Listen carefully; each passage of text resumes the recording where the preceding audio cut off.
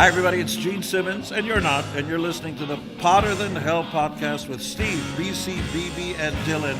But you knew that, didn't you? Ladies and gentlemen, welcome to the Potter Than Hell podcast. This is your last stop on the crazy train of hard rock and heavy metal. So sit back, buckle in, and hang on. Here we go.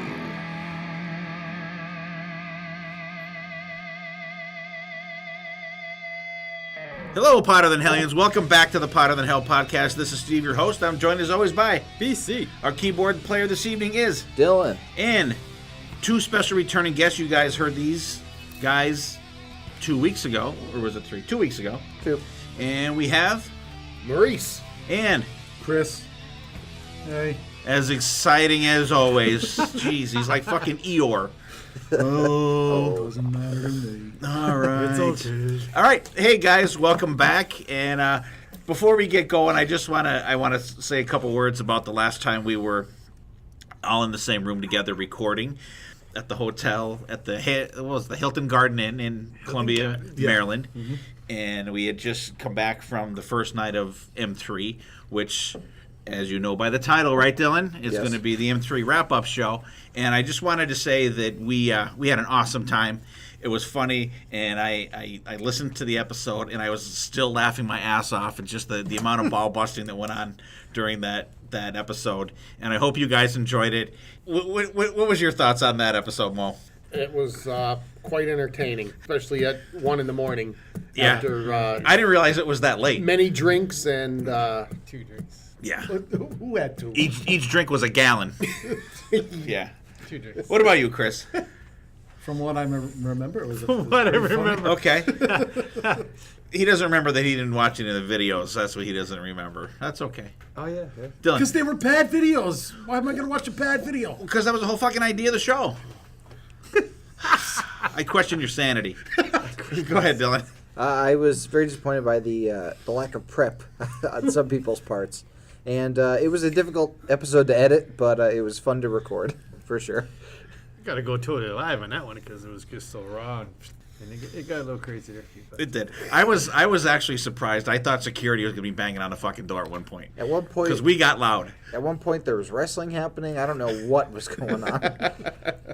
Yeah, it was like totally. Chris started snapping, and that was really annoying off to the edit. chain. He has no idea what you're talking about. I think there was a nipple involved at one point. There could Nipple have made been. an appearance. A nipple made an appearance. Before we get rolling the episode, what are we listening to? Dylan, what do you got going? I've been on a Skid Row kick ever since the thing we'll be talking about today. Listening to the first 2 albums, of course. I will be branching out into Revolution's Permitted and the Damnation Army stuff. All the Johnny Salinger stuff. Yeah, but I just love the songs on those first 2 albums, and they translate so well live, but we'll talk more about that as the episode goes. Absolutely. Mo, how about you? Well, since I heard this song and I didn't even realize it was them, I have the album, didn't give it enough airplay. The new Tokyo Blade. And definitely want to get my hands on the new Whitesnake. Looking forward to hearing that after seeing them at M3. All right, Chris, how about you? Whitesnake, the new Whitesnake. New Whitesnake? Yeah. Gave that a couple spins. BC. I've been delving into Pretty Maids that I'm trying to pull it up here, that new box set. Yeah, the box set they have out. A Blast from the Past. 147 songs. Learn every one. Every one.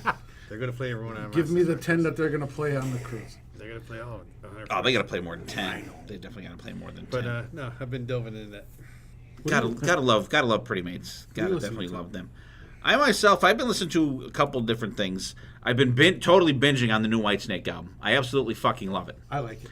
Even the slower stuff I like. I think it's excellent. I like the new songs they did live. We'll talk about them when we get to them. I did a little Mark Anthony K Project Gemini marathon yesterday on vinyl. I went through all the albums. It was great hearing that stuff again. I've been listening to the new Amon Amarth album, Berserker, that is Chris is gagging over there. And I could get by the vocals on that because the music is so goddamn good. It's fucking excellent. But it's great. And I actually threw on the original Bullet Boys album today, just for a little Nostalgia. a little nostalgia, little 24 Blue, and so that's it for me. So for Mo, we got the new Tokyo Blade album, and it is called Unbroken. It came Right. out late last year. November, I believe. Yep. Dylan's rocking some Skid Row, New White Snake for Chris and myself, Project Gemini, Amon Amarth, and Bullet Boys for me. BC's got some pretty maids going. All in a So row. check some of those out. And before we get into the episode, let's take a little break for the news.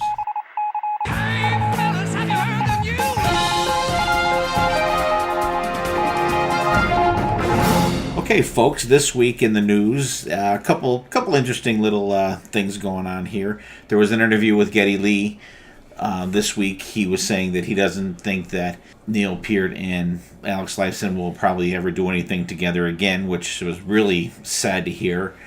But he thinks that him and Alex will probably do something in the future, because Alex has been doing some studio work, I guess, and he's really enjoying it, where he doesn't really have to worry about writing any music other than just doing the solo for the bands that he's working for. And it'd be pretty sad if they never do anything together again.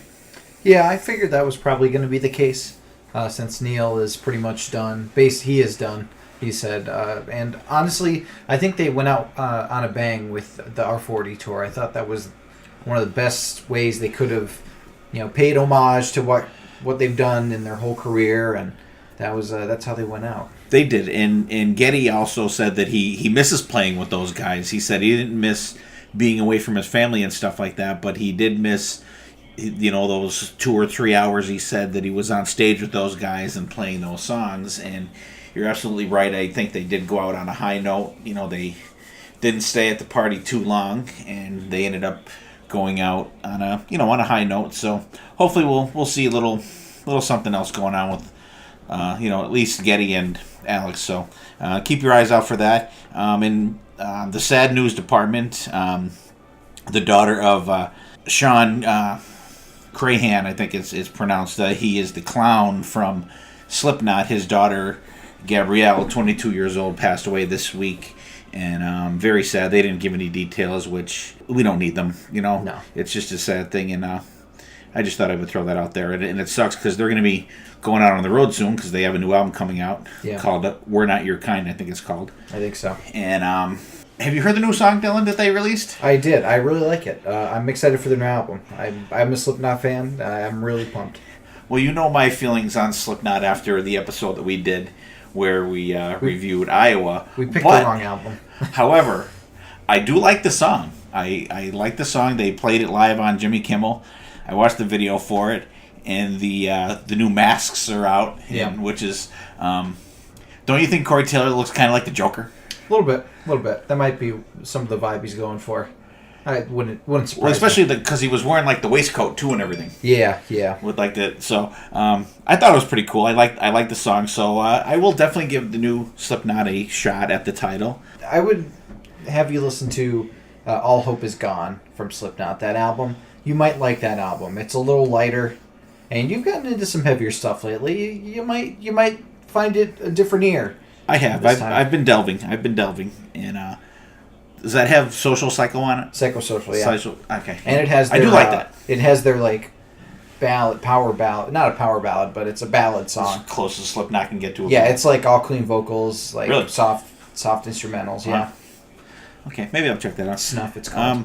In the news of Steve being pissed off this week, Zach Sabbath, which is the Zach Wild's version of doing Black Sabbath stuff, just announced that they're going to pay homage to the original Black Sabbath album. They're going to re-record it in a day with the band that he's using, and do it all in 24 hours, and it's going to be released on February 13th, 2020, which is 50 years, hard to believe, to the day that the original was released. And there's only 500 copies going to be out there, and I didn't find out about it and it sold out in minutes. So if I knew about that, or BB knew about it, we would have definitely jumped on that, because it's a one-shot deal. You had to buy the vinyl, the CD, the digital download, all in one shot, and they're going to video it for Blu-ray, and that's included in the package also. So the vinyl I'm was pissed. limited, but the CDs and everything. no. weren't? You have to buy everything together, and that's it. 500 of them. Even the digital, there's only Yep, 500 digital downloads. That's what it said. You get a digital download with a card. Are you sure you're reading? I don't that know. right? I hope I read it wrong, but that's how I took it. So Huh. maybe I hope I'm wrong, but I that's the way that I read it. So they're going to. They didn't have a specific date. They didn't say a specific date when they're going to record that in October. But October is when Black Sabbath recorded the album, and that's just insane that they record a whole fucking album in a day. Now you have bands that take, Guns N' Roses take, Axl Rose, Guns N' Roses takes 20 years or whatever the fuck that was. And Dylan. Wow, but yeah, it's only 500. That's crazy. See, I told you, I didn't think I read it wrong. Why? At least the digital download have. I know. I hope I know someone that was able to get it. That's like the one time where I think it was a Tribe Called Quest only released one copy of their album, and like some pharmaceutical guy bought it, and they were like, you could buy it and release it for free, but you cannot sell it, or you could like keep it for yourself. And he kept it for himself, the jackass. Yeah, Well, not that I know that band, but that's they're good. Yeah. Tribe Called Quest. they're probably out of format though. They are absolutely. And in the shocking news department, once again, we were reporting on Mr. Vincent. Oh my god. The show is apparently canceled now. It's taken down off of the website. The promoter of the not the promoter, but the owner of the venue was contacted and said that it's not going on. And it was supposed to be 60 tickets out there for him to do Speedball Jam, and it was going to be February 8th and 9th, and there was going to be like one day of meet and greets, another day of Speedball Jam, but apparently, and not apparently, but they were $300 a ticket. Jesus Christ. And last that was reported right before they took it down that there were only 8 tickets sold.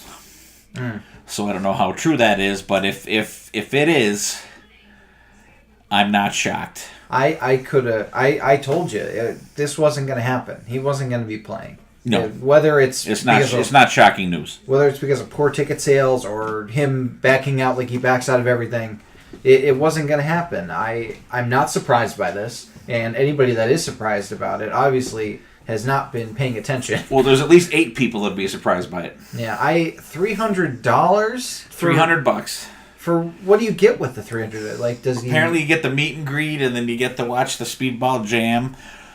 But I'm gonna say it was probably one of them deals where you hand in your phone when you walk in the place because they probably didn't want to video it and stuff. But like I said before, all that he had to do in Miami last year was get up and just like shred for 20 seconds, just 20 seconds, instead of just palm muting, playing chords. I agree with you. I didn't think it was going to happen. No, and, not at all. It's not shocking news, but it's just sad that we have to, report that once again. Yeah, it's or still, however you want to look at it. Yeah, especially with Kiss doing well on their quote unquote final tour, and everybody having so much love for the band and all of its former members right now, just for one of them to either take advantage of fans or just completely wash out, it's very sad, whichever one is actually the case. Yeah, and I'm sure if Vinny comes out with some kind of statement or something, it'll be everyone's fault but his, as he's known to do. So the opposite of that Led Zeppelin song. Yeah, no one's fault but mine, right? Yeah. All right, there's our news for this week, and you guys, hope you enjoyed it. And Dylan, you know what we're going to do? We're going to go right back into the show. You got it. All right. BC, how was that news? I love news News is good. because I learn something every week. You learn something new. Every week. That's right. All right, let's get into a little M3 conversation here. I have I was nice and kind enough to print a set list out for everybody today. Wasn't that nice of you guys? Steve, you're the best. I don't care what these guys say about you. You know what, Mo? I don't either. You're one of nature's noblemen. I appreciate that. A couple Thank you. pounds Thank lighter, you. I pick Thank you up and carry you around the place. But I got a bad back. Okay. That was We'll see quite what we the can journey do. we just went on. All right. How'd you guys make out going down? We had no problems going down. You guys You guys left later than we did. 'Cause you guys. Little traffic. We learned our lesson. Leave Little an traffic. hour earlier next year. Yeah, it's At got to be least. an hour. Yeah, when you get on 695, Yeah, that it was- sucks. I fucking hate that part of We the weren't ride. late to the show. It was just there was no time to. No Relax. time to Relax. decompress Yeah. from the ride. Yeah. Yeah. So, kinda so we met those guys. We had a couple beers. We all Ubered it up to the facility, Mm-hmm. which was way better than worrying about all the because they have like 5 different parking lots there. It's a pain in the nuts. No good. Yeah, no good. F. For fail. F for fail on parking. Yeah, so if you guys are planning on, if you've never been to M3 and you plan on going, Or any show at. or any show there, I would assume, because I do the same thing. Yeah. I would recommend Ubering it if it is in your budget to do so. And it was great because we Ubered it up there. But our good friend Art Wren, that is a buddy of mine from mine and Chris's from the Kiss Cruises, he met us there and rocked out with us. And he was nice enough to drop myself, Dylan, and BC off at the hotel Friday and Saturday night. So that worked out great. Oh, really? Really? Yeah. You didn't Yeah, we know lucked that? out. I knew one night. Oh, Yeah, both awesome. nights Pay he dropped attention. us off. So Art, thank you, buddy. We appreciate it. It was great rocking with you. Art is a great guy, major Kiss fan. Loves this kind of music that we like too. And shout out to Art and his lovely wife Karen. Hello. Hello. First on the list. Enough's enough. What'd you guys think? They're good. They're good. Wow, But it's we had just- to pull that out of him, didn't we? Well, I've seen them a ton of times. We saw them like at least four times on Kiss Cruise 6. They played. Yeah, and then I've seen them a ton of times at well, not a ton, but a couple times at Rocklahoma. Yeah, I've only seen them. This is probably my 3rd time seeing them, and unfortunately, the only song I wanted to see was their new song, Metal Heart, because I knew they were going to open up with that, and they started about 8 minutes early. Yeah. and They did were start already, early. They already playing forgot that about when we that. walked in. I So forgot was about very that. They disappointed. did start early. But Chip sounded good, and decent set. They played 6-7 songs, and Yeah, they all pl- the classics. Yeah. But what else you going to get with a half-hour set? Yep, So. Metal Heart, Kiss the Clown, Diamond Boy, In the Groove, Baby Loves You, Fly High Michelle, and New Thing. I thought it was great. If you're a fan of Enough's Enough, they put on their never usual show. disappoint. They don't disappoint, No. and they're a band that I was glad to see that they added them on, right? Or were they? Or was it them or Black and Blue Black that they and Blue. added? Black and and Blue Blue. because Heaven's Edge was supposed to play Friday night, Right. But one of their guys is sick. Somebody got sick. So speedy recovery to the guy in Heaven's Edge. Yeah. What did you think of them, Dylan? You were a newbie for Enough's Enough. No, I've seen them before. Did you? Yeah, absolutely. I saw them with a couple M3s, I think. I Oh, know. okay. I know. Absolutely, I saw them because I've definitely seen Fly High Michelle and New Thing live and Baby Loves You. But those were really the 3 songs that we caught like at our seats because we were waiting in line while they were playing. But from afar, it sounded good, and they were good. They were a good starting band, I think. I don't know if I would have enjoyed like a longer set from them, like as opposed to some of the other people later on, but they were really good to start off the event. Yeah, let's talk real quick about the bullshit that they had with the gates opening. Kip Winger did a VIP only acoustic set that was 6 to 6:30, and then they opened the gates after that, so you only had 20 minutes for the rest of the crowd to get in there. And Enough's Enough started at 6:50, which they actually started early, so they started about At least 6:45. 6:45. At least. And most of the crowd was still out Yeah. waiting in line to get in a fucking place. Yeah. And You they- got to pat it down, so that makes it longer. Wanded. Not like they just open, wanded front back. I'll and tell you turn what, around, arms it, up. it took me longer to get patted down going into M3 than it did the last 3 times I was at a fucking airport. The only thing I didn't have to do was remove my shoes. Like, it was crazy. It was like, I'm not carrying a backpack nuke in the fucking place. Like, we're just going to see a I show. had to take my You could sign up for Wallet. pre-boarding now and not have to Wallet. take your shoes off anymore. Yeah, there you go. Maybe they could do a pre-boarding thing instead of like a VIP.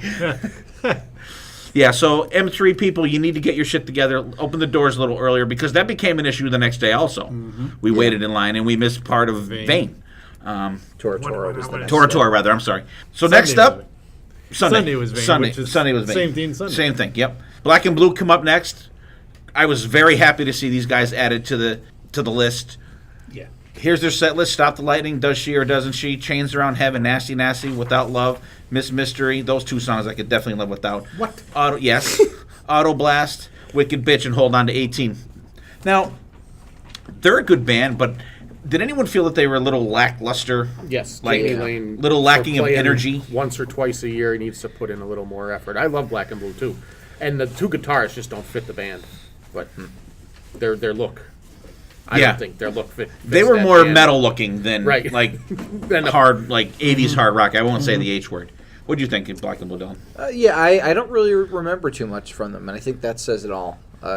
They didn't stick in my mind. We definitely saw them, right? I don't remember the set list at all. I don't know why. I wasn't drinking. No, I wasn't really drinking that much. So I don't. He didn't say he Actually, you know wasn't what? I drinking. was. Drinking that much. Actually, that was the time I was drinking the most. So maybe that's why. But Maybe. yeah, I don't really remember them. I'm a big fan.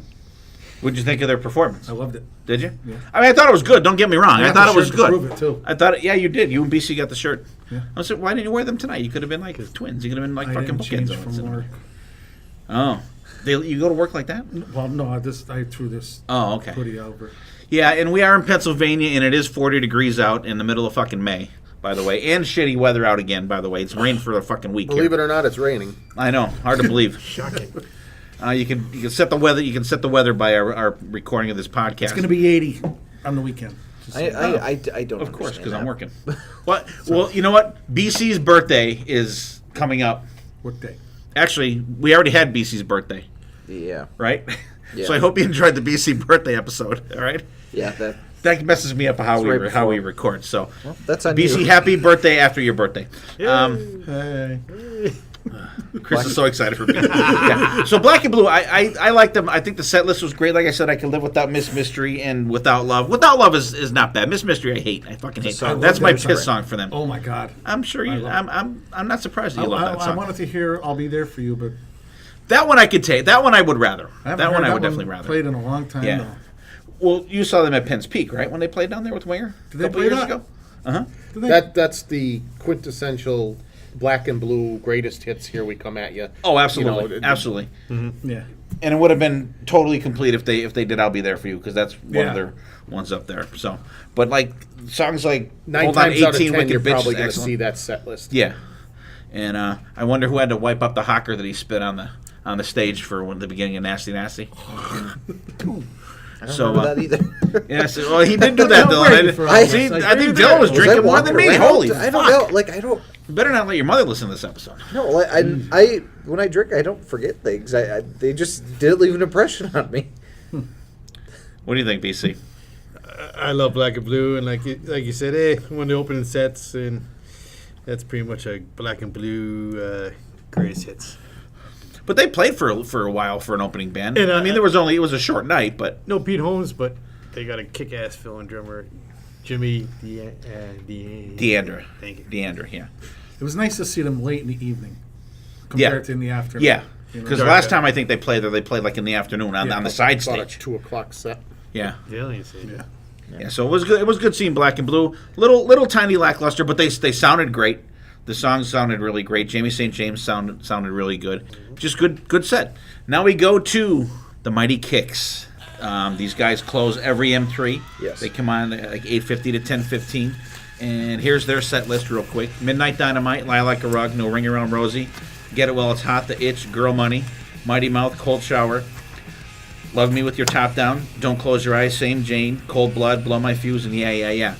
And when we saw them last year, they did the full album of Blow My Fuse, which was really cool. And that was probably the first set that, we discussed it before, that we stayed for the whole Kick set because it was fucking great. It was Yeah. Kick's ass.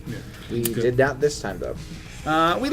We stayed for most of it though. We left during "Don't Close Your Eyes." Yeah. So we missed the last 4 songs. Yeah, No, because we could still hear it. We just didn't see it. that's true. You guys stayed till the total end though. What was your thoughts on Kicks, Chris? I liked them.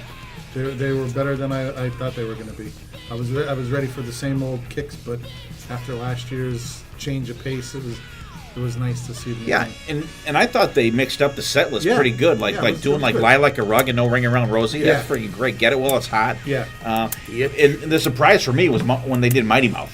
Mighty Mouth. I was right, like, yep. holy fuck. And I really thought Mighty Mouth was a great song, and it would have been really cool if they did Restless Blood from Cool Kids.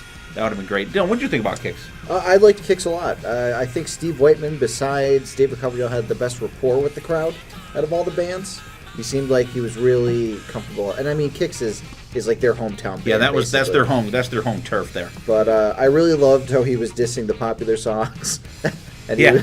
he was like, yeah, we were really excited to play all of Blow My Fuse last time, but now we're gonna play the songs that you heard like 15,000 fucking times, and we're gonna play it again because for some reason you guys like them. He gets it. Yeah. He gets it. He definitely gets it. So it's really funny to see a lead singer address the elephant in the room, so it were. But they sounded great, and they had the energy to end the night. Absolutely. Mo, how about you? What did you think? I love Kix, so I thought it was great. Steve Whiteman. Funny when he played ready to start looking at the set list. He's like, "Oh, I'm playing the wrong song," or "I'm ready for the." Remember? I don't know if you guys remember that. Yeah. Well, 3 or 4 songs in, I don't remember which one, but he's like, "Oh, hold it up here." I think it was Get It While It's Hot. Yeah. Was it? Yeah. And it was cool to see the Itch too. I mean, I haven't seen them play that song in years. That is an excellent song.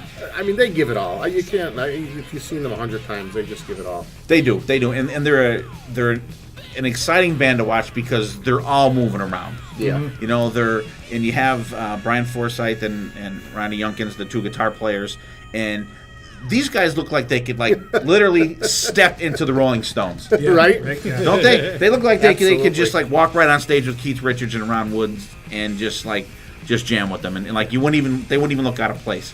And they're not flashy. They're not like total shredding solos. There's some, but they're not that band. They're just that cool hard rock band. They're in no way, shape, or form any kind of metal at all.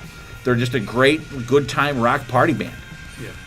And they're a band that if you're having a party at your house and you throw on any Kix album, people are going to be like, Even the newest one. knocking and bobbing their head and be like, and even people that don't know them. We've had parties and stuff like that, and you could put something on, and people would be at, who is this? These guys are good, and they're just that kind of band that you really can just kick back and enjoy. And I think they're a band too that you could not listen to for like a year, 6 months, throw it on, and you're like, wow, I forgot how good this was. Because when they did Blow My Fuse last year, I hadn't listened to that album all the way through in probably 5-6 years. At least. I'm thinking 15. I mean, I put some songs on playlists and stuff like that, but all the way through, and I was like, wow, stop the front. That is just a fucking great album. Well, if you remember last year, even Steve Whiteman said, I think it was Boomerang. He said, "We haven't played this song in 30 years. Yeah. We're not even sure if we could pull it off." I don't think I've ever seen them play that song. No. But I think he said they never played it live. Actually, oh, he may have. I think so. But even songs that you hear all the time from these guys, like "Girl Money," "Cold Shower," "Midnight Dynamite," "Don't Close Your Eyes." They got that one. They got to play. Yeah. They pretty much got to play that. their As long as they don't play "For Shame." Ooh. I love that I one. would. Oh my God! I would. That's I my would. favorite one. Not a Are you fan for- kidding me? I'm Are you honest- fucking kidding me? That was, I believe, one of the songs that I had picked for Worst song. worst song from favorite artists.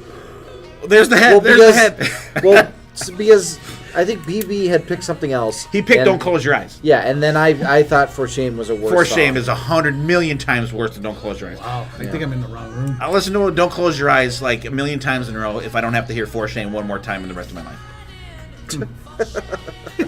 Interesting. It's terrible. Well, we It's almost as bad as "Locomotion" from them. Yeah. That is a stupid song too. But "For Shame" is fucking terrible. I love For Shame.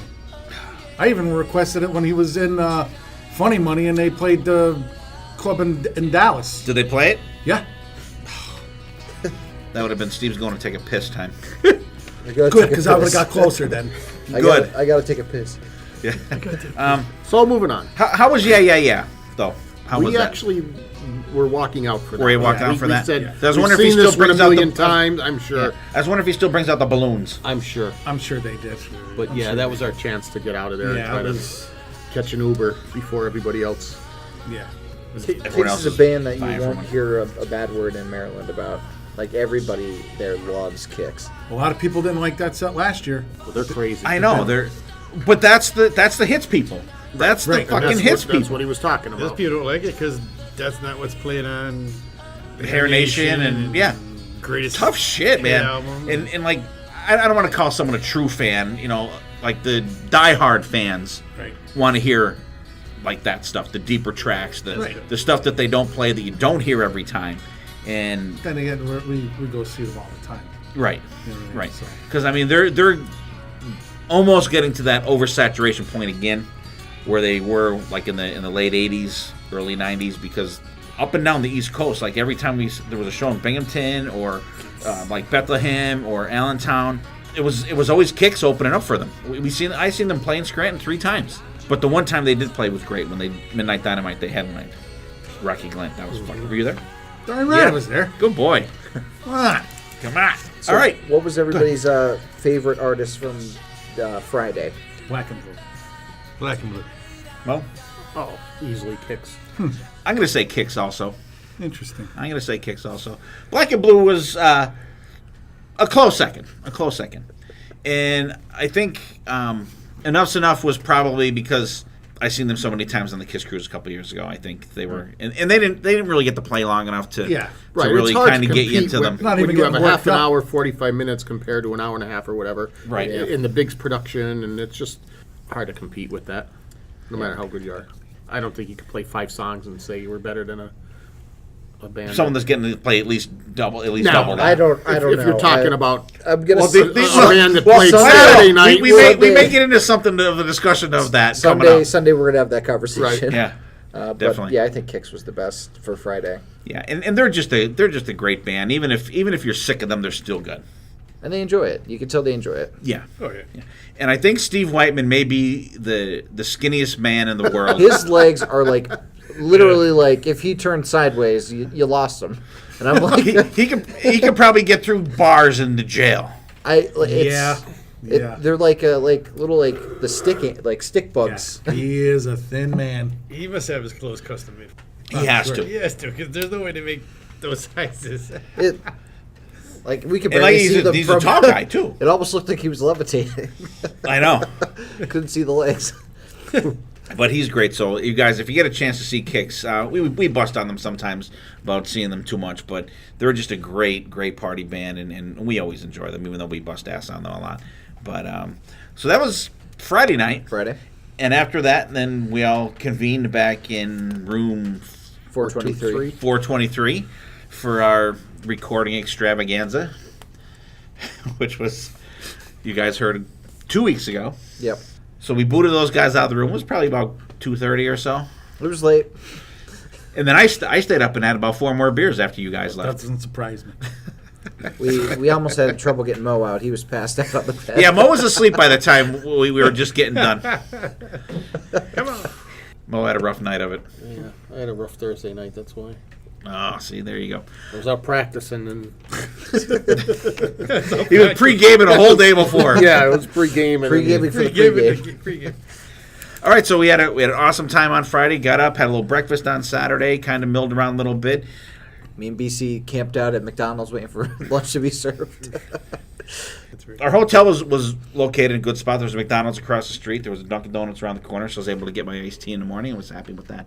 So we make our way back up. We Uber again up to the facility, and we get there, of course, waiting in line again, the fucking TSA line at the fucking Merriweather Post Pavilion, and we missed the first 2 songs of Tortora, And it was raining at that point. and it was right? raining, and it rained Basically from then until from the then end. till Monday. we left Monday morning.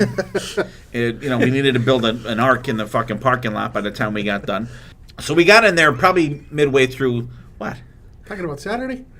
It rained in the morning. All right. It did. Okay. It didn't rain all day Saturday. It rained in the morning. Yeah. But it was shitty. Well, yeah, it was gloomy. Yeah. It was But Sunday it poured all day. Yep. Yep. Yeah. So we got there. You guys went up a little later though, right? no, we got there. We walked right in. I don't. Not one night did we have to wait, right? No, we didn't have to wait, but we didn't get there until. Oh no, I saw Tortora's first song. Yeah, but they weren't. Never mind. We must have We must have went in the wrong entrance. Yeah, I mean, we got, searched, we got wanted. We but, got there dropped was, off down the back. There was nobody in front of Oh, us. so we got dropped off at the front. Oh, well, there you We go. were We got down the dropped- back. We had to walk. You need to where talk to your Uber driver. Right. Our Parking Uber lot was- driver, he had no idea. He was nice though. Yeah, he was a cool guy. Yeah, it was cool. Matter of fact, our Uber driver wanted to drive up the private driveway to drop us off. Yeah. Remember? You Twice. should've- I don't know why you stopped him. We You had, should let him go. No, They jumped in front of the truck. yeah. Hey, you have another hood ornament. Who gives a Yeah. shit? Yeah. We had the nice Suburban the first time, right? Yeah. We had like an airport limo. Oh, really? Oh, First cool. night. But anyways, I thought Tortora was good for a 30-minute set. I think you get what you expect from a band that comes in and plays 30 minutes. They close with a new song, Prodigal Son, off their new album coming out. No, they did Rose of Jericho, didn't they? From what I recall, Was it? Prodigal Son off their new album. Well, then because you know what? The Set List FM is wrong because they open up with 28 days. Yeah, I was going to say, okay, look at there's- this. This is not right. Set List FM, whoever put that up there, you have no clue, because they did it. They opened up with 28 days, and they did do Prodigal Son, but they did more than 4 songs. Right. They, So probably they the did do the 28 Rose of days Jericho and also, then, so they did 2 new songs. I know they did Walking Shoes. They did Revolution Day from their one album, The Girl with the Bomb on it. Real good album. That's a, And yeah. So I got that one. if you get a chance to, Tortora has a new album out. It's called The Bastards of Beale, and it's fucking excellent. If you like the first Tortora album and you like Wild America, pick this album up. It's really good. It sounds great. Anthony Corder still sounds fantastic. The band they're all original guys. BC and I got to see them in Nashville last year. They did a whole show. It was friggin' unbelievable. We rocked out with Joe Polo from Podcast Rock City at that show. We had a great time, and they're just a great band. They're a band that I think like one of them bands that just missed too, because they were good. They had a great sound. They had great songs, and they were just another band that was out at the wrong time. 89, 90? Yeah, to me, anybody came out at that time just never got to. never got it. Never got the bloom. How's that? Yeah. It was just a good time and bad time. What do you think about their set, BC? Good. I mean, they're always a good live tight unit, but very short. Could have been longer, but hey, when you're the first band of the day, Right. you get stuck with the 30-minute set. Absolutely. I really liked them. I thought they were one of the better bands of this day. I was disappointed that we missed a couple of their songs waiting in line because I really enjoyed what I heard from them. I think this was the first time I saw them, and they kicked ass. Yeah, it's actually the third time that I saw them. BC and I were at the. Chris, did you see the one they played at the Kirby Center with LA Guns and Dangerous Toys? No. No. Where were you? I know BC was at that show, and actually BC and I weren't even like friends at that time. We were at we're at another show we were at, LA Guns, but not together. Tortora, Dangerous Toys, and LA Guns. Yeah, and it was Cocked and Loaded Cocked tour and for LA Loaded. Guns, and it was the first album for was it the first one or Pissed? I think it was the first one. First one. I think it was the first for- one. But Tortora is just a great band, and they still have that sound that's slight tinges of like a southern rock band, but just like a good hard rock band. So if you're looking for a new band to check out and you have not checked out Tortora, give those guys a listen. You can listen to any of their albums. I recommend their first album and their new album. They're just fantastic, and I thought they put on a really really good set. And Autograph was up next. And then now we get into a little disparaging things. Here's their set list. Deep End, Loud and Clear, You Are Us, We Are You. All I'm Gonna Take, Send Her to Me, and a guitar solo. Every Generation, Get Off Your Ass, and Turn Up the Radio. Dylan, I know Okay. you're dying to go Yes, first. yes. You've been waiting a long time for this. Autograph rubbed me the wrong way because they started this stupid ass trend of playing a guitar solo when you only have 45 minutes to play a set. If you have less than an hour to play a set, don't waste time on a guitar solo. Steve Lynch, we know you're a good player. We don't need like a 5-minute guitar It solo. was like from a you. never-ending. It I know. lasted so It did not fucking seem like it was long. never It ending. was like a 10 minutes. It was fucking root long. canal with It was so no fun. Novocaine. And that started the trend of everybody else doing a guitar everybody, solo. Like everybody said, "Oh, well, look at this." The rest of the weekend was drank like, No, but Kool-Aid. did you notice that nobody Sunday really did a solo of any kind? There maybe one or two of the bands, but Saturday it was like every fucking band had to do a solo. It was torture. and it was Steve Lynch's fault. So Yep. thanks, Steve. And you know what? And I don't care if a band wants to stretch out a song Yeah, if and they do your a jam. shredding there. That's I have no problem with that whatsoever. But just for everybody, you're in an early set in the day, and everybody walks off the stage, and there you are, like you did that. well, we will get to that guitar solo on Sunday as well, I think, Yeah. with another band. Yeah. And you could tell that the crowd's not into it. Like, No. if you hear like very scattered applause, like maybe cut it off early and bring the band back. But out. like the guy's not blind up there. I mean, there were a decent amount of people standing up, and you could see everybody there, boom, boom, boom, boom, all Yep, they sitting all- down, all over the Kick into- place. kick into the I song. sat down. I'm like, what the and fuck? then they were yelling at people for not getting up during Get Yeah, Off Your get up. Ass, and And- it's like, well, you guys made us sit down. Lost it halfway through. Once Yeah. that guitar Well, solo. Cinder to Yeah, me, It you drains the just energy. lose interest. It kills it. he ripped it up into Cinder to me. Oh yeah, Cinder Yeah, to me. that- The song right that was before like that. one of the best and he songs. And kind of you did know, stretch that yeah, song he out. And he stretched out, tore it ripped it up, up. It and sounded then did so a good. guitar Did solo a after guitar that. solo Like and- it was enough of a statement in the song to do it. It was just like total fucking buzzkill. Steve Lynch, fail. And one thing that was an issue for me, and it's, Issue for I me. have mental. I do have Issue mental. for Yeah, me. I do have mental problems, and I know a lot of people that will attest to that. But like, I fucking hate when bands want you to sing. I hate that. I fucking hate that. Like, I'm paying to see these bands fucking sing. You're not paying me to sing. I'm paying you to fucking sing. I don't want to We were having sing fun with them. a whole song. the I shower. fucking hate that. We saw Judas Priest a couple years ago. The whole crowd sang "Breaking the Law." I want to see Rob Halford sing that song. I don't want to see BC, BB, and Dylan sing the What, you don't fucking like my song. vocals? No, I don't. No. it. I'd rather Rob Halford. No offense against you, but I'd rather see fucking Rob Halford fucking sing it. Yeah, there were a couple bands that Like, spent more time Some trying to of get them, the crowd yeah, to like, yell like, than, and than Autograph playing was their a own. fucking Yeah. big one. Like, God, like, shut off the your- fuck up. Just like Play the song. play the song. You know, I'm not saying play it exactly like the album, because I mean, you know, if you want that, stay the fuck home and listen to the album. But like, I just fucking hate that. And and then these guys were busting my ass, like putting the microphone in my mouth, and I'm just like, nope, not singing, not singing. And that's another ball I think that Autograph really got fucking rolling too, because Yeah. like every band after that was like, Mike into the crowd, no, not doing it, fucking. If you're a band that like plays later and you're seeing the reactions of the crowd to these things and they're not responding, maybe it's not going to just get any cut it. better.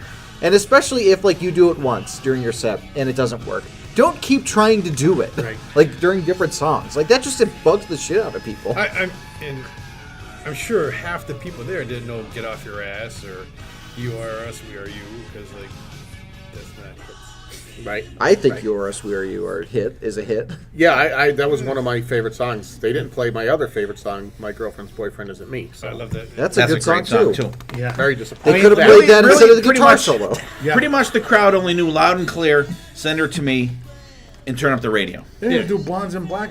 Blondes and, all right. No, they did do that. I'm No, they pretty sure didn't. they. Are you Uh-uh. sure? No. No blondes and black card. No. No, they did a guitar solo though. They did that last time they played. Last time they were I there. can't remember. fucking guitar I haven't solo. seen Autograph. I think 4 years ago was maybe the first time I've ever seen them, and I've seen them like 8 times since then. Yeah. But I mean, So I can't keep track. yeah. But I mean, they're a great sounding band. They're all talented. I we like don't them. need I guitar like solos at M3 in an afternoon set, Nope. or in a night set either. For that matter, we'll definitely get into that. But Guitar solo. Autograph was once that guitar solo hit, it was just fucking total buzzkill. And like sat you're down right, and get BC, back I up. forgot about that. He absolutely tore it up and sent her to me. It was like, wow, this is the shit that you want to see And then all of a when sudden you they- see a live band. And they kicked into a guitar solo. It's like, And then like, just ripped it up. and then there's I like, didn't and then the other guys Everybody walk walked off the off. stage. And I'm like, are You're you like, oh, fucking no. kidding me? It was like, I don't understand that. terrible. And then up next, Kingdom Come. Oh my fucking god. And this is here, and this is the band I was really rooting for, that was really hoping to be fucking excellent. However, they didn't sound like Kingdom Come when they first came out. They sounded rusty. And Keith St. John is the singer in the band now. He's the singer in Burning Rain also. Excellent vocalist. He did the material justice. He did, but the band didn't sound like Kingdom Come. And here's the set list: Perfect O, Living Out of Touch, Do You Like It, Highway 6, What Love Can Be, 17, and Get It On. And when they did that Highway 6 song, that was weird. That was a song that was strange. Like you was thought weird. it was over. And it felt like they were playing it played wrong. a different song, and it was so like It felt like they were playing it wrong. And then we had a drum solo. Correction. We go had ahead. a bit of a drum solo And then that petered out because nobody was cheering. And then That's James true. Kotak goes into a 10-minute speech Oof. to get the crowd going, including... I think he was jacked Yeah. up. There's a video on YouTube, 10 minutes, 32 seconds. Was that how long that was? Apparently, of James Kotak It seemed just like it was an hour. talking. Rambling on. He was Holy getting fuck. the cheap cheers from Ronnie James for Ronnie James Dio and Yeah, shit. he brings up like Dio. Like Dio He, has like- nothing to do with that. He takes off at his all. shirt and he's pointing at tattoos. Well, first he took off the jacket or the something. jacket, Yeah. and then the Then it was a shirt. long sleeve shirt, right, or something. Then Then, it- it yeah. was a T-shirt. Then he was naked. But like, did you guys notice when they played that it looked like a kid sitting behind the drums? Yeah. Like his seat must have been 6 inches off the fucking ground. When you first I'm like, came is up- that a kid playing the drums? It looked like a fucking little kid. No good. And the speech was like just rambling on, and I posted on Facebook. I think I posted it later because another band did the same fucking thing, and I was like, it's time for drummers to shut the fuck up. Yeah. Like he It just was, it rambled was out on there, and though. fucking on. It was like He was bombed it. And I think a was. band like that they need to come out and play no wonder 7 the songs and Scorpions get off the booted stage. his ass. I and mean, leave no everybody saying, offense or these nothing guys like were that. pretty good. But yeah. and they ended up going long. And I don't know what happened Yeah. there. They went decided long to- and they turned the lights they- back on and they put the fucking Yeah. background up in the air. And they were doing a Led Zeppelin thing, Yeah, just cut that. And It didn't mess up the Kingdom sound Come for was my least favorite band this entire show. was- I hated what they did. major that. I mean, the songs that they did, Weren't Living played Out of as Touch well. was decent. Do You Like It was good. What Love Can Be, I don't like that song anyways. 17 was good. Get It On, but when they did Get It On, they did that thing, whatever the fuck it was. And someone kept on saying 30 seconds. Yeah. Yeah. 30 seconds. They must have said it 6 They times. said it for 30 5 seconds. minutes. And like and it sucks because it fucking boned It Bang Tango, who was completely- next. It completely Because screwed they them came up. out and they sounded like total shit, so they couldn't check any of No, their it was shit Danger, out. Danger. Danger. Danger. What did I say? Bang Tango. Bang They Tango. played the Danger, next Danger. day. No, Yeah. because they came on. It was They horrible. apparently a speaker blew for that. Oh, is really? What happened? But still, that was time that could have been used. Yeah. To fix that issue. Instead, the But whole Kingdom first Come song. was. What do you say, Chris? They can't see that. Caesar Thumbs says down. thumbs Okay. down. Mo? No good.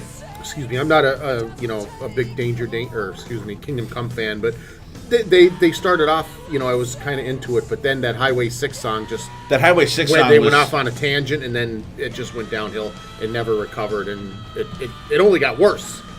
You would Yeah. think you'd try to correct try to bring it back. and bring it Try back, to rein it back rein in. it back in. It just kept getting worse and worse until they finally closed the curtain on them. A fucking drum solo and then a fucking speech from the drummer. Yeah. Why? Why? I'm so that was pissed off bomb. about it. Yeah, I'm it was so mad. it was an odd choice. And they're going to be on the cruise too, Skip them. Chris. So Skip I think 'em. they're one, unless like I'm walking by and there's no one else playing, I'll duck my head Skip in 'em. maybe just to see maybe if there's some improvement. I put them on at 2 in the morning. That was scorched earth for me. I'm But not I In the just- morning, Kingdom imagine how Come. bombed he'd be then. good because I ain't gonna see them. I can't believe that he took 10 minutes to do a fucking speech. No good. Yeah, it was an odd, not good choice. I felt embarrassed for him. Yeah, it's like, okay. I don't shut think it. his bandmates knew that he was even gonna do that. They I don't seemed- think they're they looking seemed at a they're little- looking at They each seem other. a little Like, like- but there was a couple of times he going. was trying to play. Yeah. Yeah. Trying to And he get him just back. kept fucking going. Yeah. It was why? it was weird. What It the was bombed. fuck? It was something was going on there. It was I was not happy. not as I had to There's get a up reason and, he's I had to not get up and Scorpion. leave during Danger yeah. Danger because yeah. I was still. And I then was he so was pissed off. then he was saying that last time I played here was with the Scorpion, but then he said he played with someone else at him. Janie Lane. Like, Janie Lane. yeah, he was going for the cheap cheers I by don't- all the dead I don't. people. Janie Lane never played at fucking at M3. Hey, but that'll get a cheer from the crowd, so Right? that's why he said it. He can say anything. No one's who's gonna know except for. I a few know, but people. like he's saying, he he's like played going there with about- Janie Lane. Janie Lane. He's like, Dio would not want you there. guys to stand up and shout. And I'm like, fuck you, dude. Yeah, sit down and shut up. Stop drinking. You know what I mean? I'm so pissed off Genie about Lane this. never played. So Danger comes out and has some problems, whether it was a blown speaker or what. But I He felt fucking boned him. terrible because they sounded kick-ass besides that. They sounded, to my ear, they sounded really good. Yeah, I mean Janie Lane died in 2011, and I don't think Warren played M3 with Janie Lane there. We would have definitely remembered that because anytime they played M3 was Robert Mason. But I know we But saw- anyway, I can't remember. he didn't. I don't James remember Kotak did not play M3 with fucking Janie Lane. He was there with the Scorpions once. And Well, they didn't Scorpions give him only a speech then. No, and there was no speech then. He did a drum solo and was That was their sucking each farewell other. tour. Yeah, that was the beginning of the farewell tour. That's Yeah. true. That was They were coming out and doing all kinds of pictures and everything, Yeah. like every couple of songs. yeah. All right, so then All right, Danger. they screwed Danger. Danger came out and sounded like ass, but then they brought it back. Ted Poley, always a fucking great front man. Mm-hmm. Extremely underrated. They're a band that BB really enjoys, and you guys stayed for them, right? we did. We went to get something to eat when Danger started. What was your guys' assessment of their? They sounded, once they got the problems Once they taken got care of, them. they sounded really good. It was the first 3 songs were tough because it had that They were- hum or something, Yeah. and it was But they had Steve Brown with them. yes. Steve Brown, yep, from Trickster, And when and they- Def Leppard. And when they announced the band, they said Steve Brown.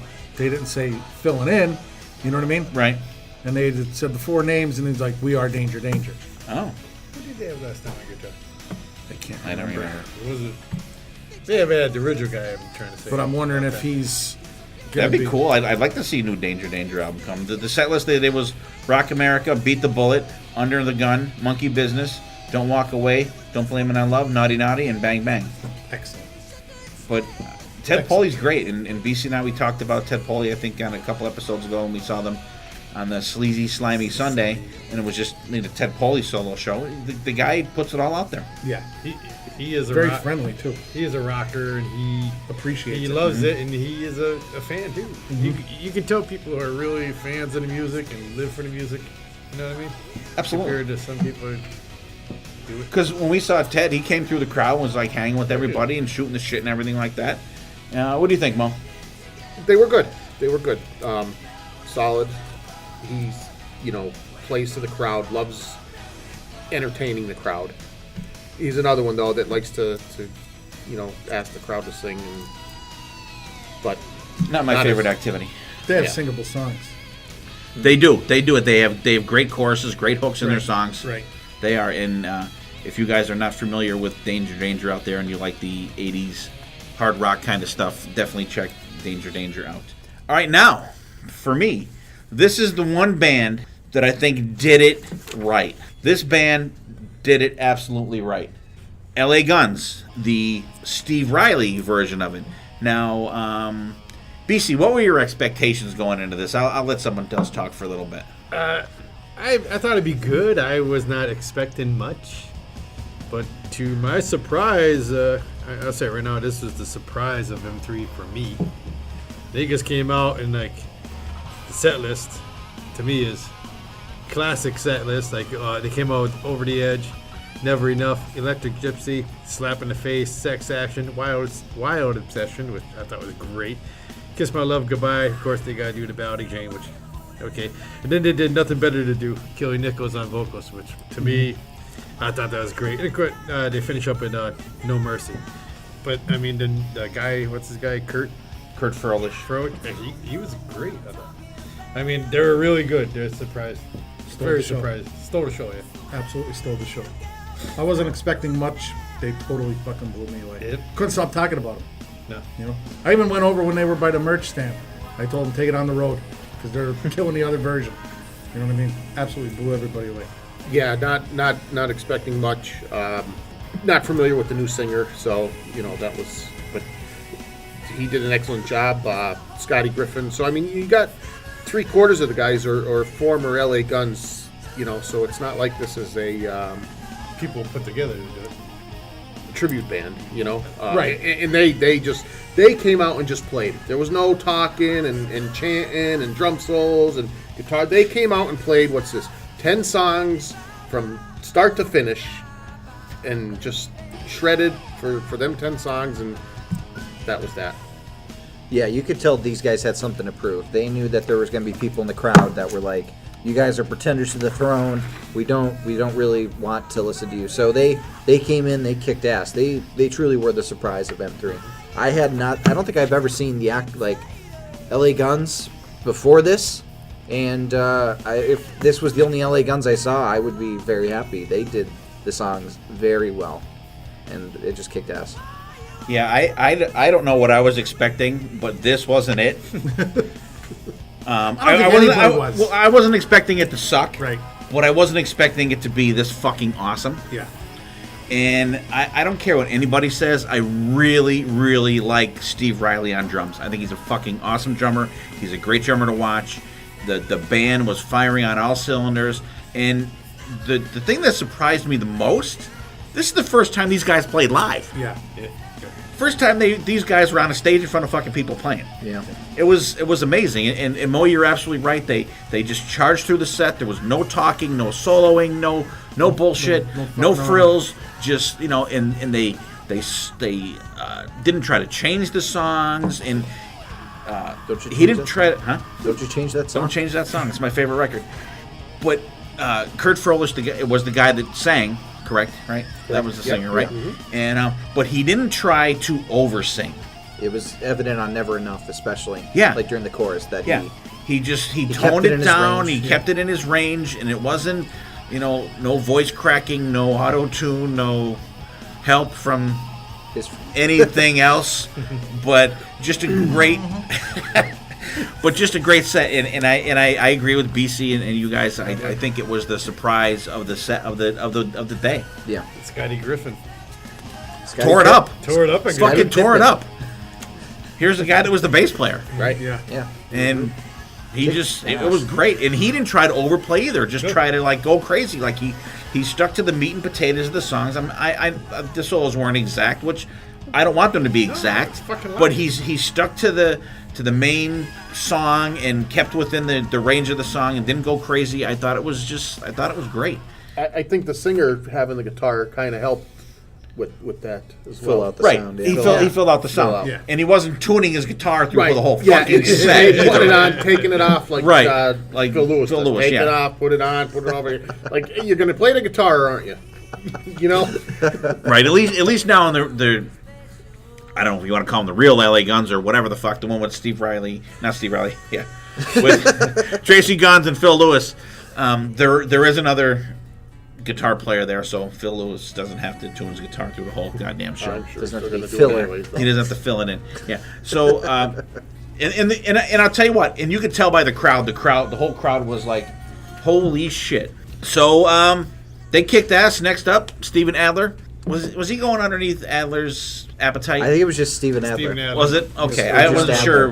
It Not wasn't that it really Appetite. fucking matters, anyways. No. He had this young guy from Argentina or something Argentina, I singing. believe, right? Yeah, Came from he was good. Argentina. I think I was like, what the hell? here's their set list. They did "Reckless Life," "Night Train," "Patience," "Good to Be Bad," which is an Adler song. "You Could Be Mine," "Mr. Brownstone," "Sweet Child of Mine," "Rocket Queen," "Welcome to the Jungle," "Paradise City." I thought when they first came out that he was a little too screechy for "Reckless Life." Yeah. Like, it was kind of hurting my ears. He definitely tried to oversing that song. It was way too fucking. It was like nails on the chalkboard with someone crumbling fucking styrofoam next to it. Like, I didn't enjoy that song at all. But he reined it in. I think after that, I think when they did fucking "You Could Be Mine" was the highlight of the set. I thought he fucking absolutely, and the band, nailed that. But we'll get into a couple problems in a couple minutes. What do you think, BC? When he, like you said, when he first came out, I was kind of, boy, I mean, who is this? I never saw him before. No. And he was like, I mean, he was trying to be Axel times 10 Oh yeah. on that song. I was like, He tried to out Axel. He tried, yeah. And then, like you said, about the fourth song in, I think he started coming back down, and then it got real good. I thought. By the end of the set was, I thought they were okay. I wasn't expecting much. better. They were better than I expected, but it was all right. Looked like the unemployment line. Right? And they were all standing on top of each other. They had that whole stage, Yeah, and they were all standing on top of each They're other. cozy. They were cozy. They were cozy. It was like a circle But jerk. they were good. They had a girl bass player, right? Yeah, Yeah. she was good. Yeah, she was good. I don't know. Did Steven Adler have pants on? It did look like it at times. Like I don't know. You might have had the I didn't notice. he had brown, like a light brown. he had skin-colored pants on. He Did he really? He stand up and be like, Yeah. I didn't even I notice. think that was the highlight. I didn't notice. I'm in the habit of checking out the dudes. Yeah, Sorry, guys. That's the highlight for you. I question. It was just... I'm with you on that one. Yeah, right. I'm definitely with you on that I don't know one. how you didn't notice. I didn't notice. I wasn't trying to see, but it was Dylan, did you notice? I noticed that there was a lack of it seemed like he was wearing shorts, but I didn't notice. I wasn't really paying attention to that as much. well, he kept Well, I standing mean, up about that. You talk about a tribute. You talk about LA Guns in a tribute band. I mean, he's the only guy, and they're playing all, Guns N' Roses songs. So, Right, but I mean, there's more LA and Guns even- guys in the LA Well, Guns that's band than there exactly was my this point. band. And Right. he did even make a joke when they played Good to Be Bad. I think he said something. I told you we were going to surprise you or something. Yeah. Right? So, Well, in terms of that, I think there's another artist that we have yet to talk about that's more of a tribute artist, a tribute band than this. But it's tough to not be excited hearing these songs. Like, they're just good songs. And if you have, competent people playing the songs, you're going to enjoy them. Right. Because, Yeah. they're so catchy. And, I You mean, don't get to hear them done well often. live Yeah. unless you go see Guns N' Roses. I mean, I miss Slash's guitar tone a lot. It sounded off to my ear, and I think with the Reckless Life with the lead singer, I think maybe it was like an over enthusiasm. He's excited to be on stage, and then he reined it in. But I mean, I really enjoyed the set. This was another foot and mouth drummer situation though. Because after every song, Adler's like, "What the fuck do we got next? Okay, this one's for." I'm like, "Okay, And he's Steven, grabbing a mic, talking. Yeah. let your singer do the talking." Like, well, I think that's the whole Steven Adler effect, though. I think he's missing a couple choppers, isn't he? He may be. yeah, And that's when I posted, drummers need to shut the fuck up. Yeah. Because after every song, he was talking, sit down, play the drum, shut the fuck up. and there was another time where he talked over his singer. Like, his singer started talking, and then he just barreled over him with the talking. But he seems so excited to be playing, and it's infectious. Like, you look at him, and he's smiley. It's and, fun. Yeah, to you watch could tell him. he He had a was good, having fun up you there. could tell he Yeah, had a good absolutely, time he was playing, having and he stuck to the songs. He had all the drum fills that Yep. you're used to. Yep. I think during Sweet Child of Mine he lost a cymbal, but kept right on Yeah. going. Yeah. They sounded great. I thought they were good. Yeah, I enjoyed them. I was not surprised, but I thought maybe they would have did a little longer. But it's tough for them to stretch out songs in an atmosphere like this. But he wasn't Slash. No. No. Now, No. do you like But who is? Miles Kennedy singing is? the Guns N' Roses songs, or do you like this guy better? I remember a time- Miles. I'll go with Miles. I remember a these days. time. I know. when you badmouthed Miles. till the cows came I did, home. and I am wrong, and I totally admit that. I totally admit that. And BC, who was the one that was always for Miles Kennedy? It was me. It was Dylan. It was. I agree. I agree. Doesn't Todd sing the Guns N' Roses songs during the Slasher show? Todd? He He sings sings Dr. Dr. Alibi, and he sings Out to Get Me. They're the two songs he sings. So, all right. So before we finish up Saturday's list and get into Sunday, we're going to take a quick break and do a little hidden gem.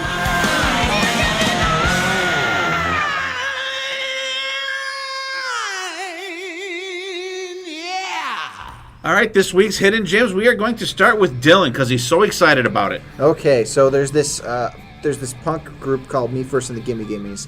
They're kind of a super group. They have Chris Shiflett from the Foo Fighters in there. They do a bunch of really cool albums. They'll have an album full of country covers, one that are Broadway standards. The one I want to focus on is their live album called Me First and the Gimme Gimmes Ruined Johnny's Bar Mitzvah. And they literally play a show at a kid's bar mitzvah. And they play a version of Hava Nagila, and they do a punk version of Heart of Glass from Blondie, Stairway to Heaven, Come Sail Away, The Longest Time. It's really funny, and like you can tell it's at the bar mitzvah because it's like such scattered applause, and like they talk during the whole thing, and it's hilarious. It's a really funny live album, and it's such a unique premise too, like doing it at a kid's bar mitzvah. Like, could you imagine being the kid that they did their live albums? That would be cool. What are they called again? Me First and the Gimme Gimmes. Me First and the Gimme Gimmes. And they're great. They do a lot of really cool punk covers of some interesting songs. Do some really cool covers. There's some cool ones. I recommend them to anybody. All right. So if you're booking your bar mitzvah or bat mitzvah, maybe you can get these guys up, and maybe they'll get another live album out of them. What do you got going, Chris? Tough luck. Yeah. For you Why? What'd you hear? and the band. The band, Tough Luck. Tuff Luck. Almost sounds like I think it came out in '87. Pretty sure they're from Florida, right? And it sounds like look what the Cat dragged in, like that kind of production, Right. those kind of songs. They just never got the push.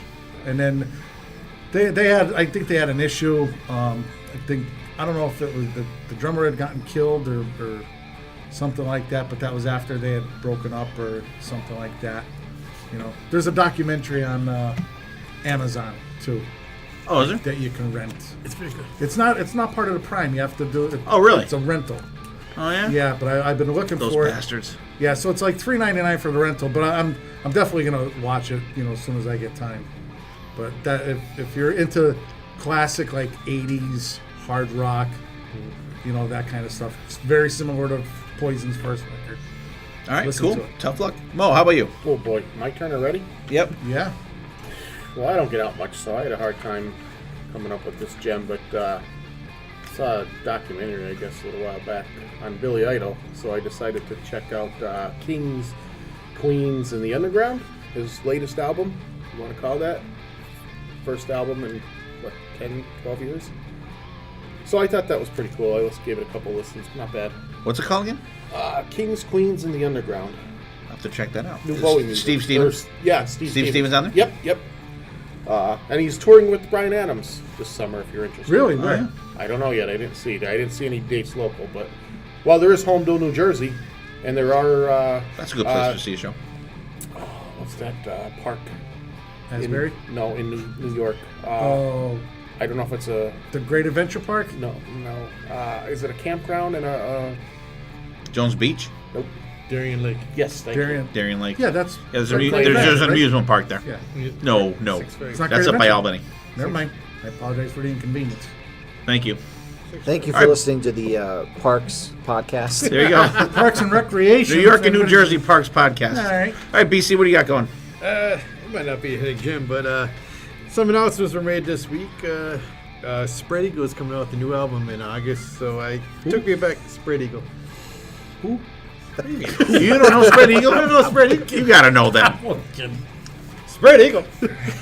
But it took me back to their debut of 1990, Spread Eagle.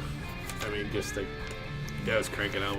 That was a different sounding band too. Yes. When they came out. Yeah, they but- were great. Switchblade Serenade. Right? Uh-huh. Yeah, that was one song, Switchblade Serenade, Scratching a Cat, 42nd Street, not the 42nd Street. Yeah. I wish we were listening to, but came out in 1990, and to me, it's one of those ones that Yeah.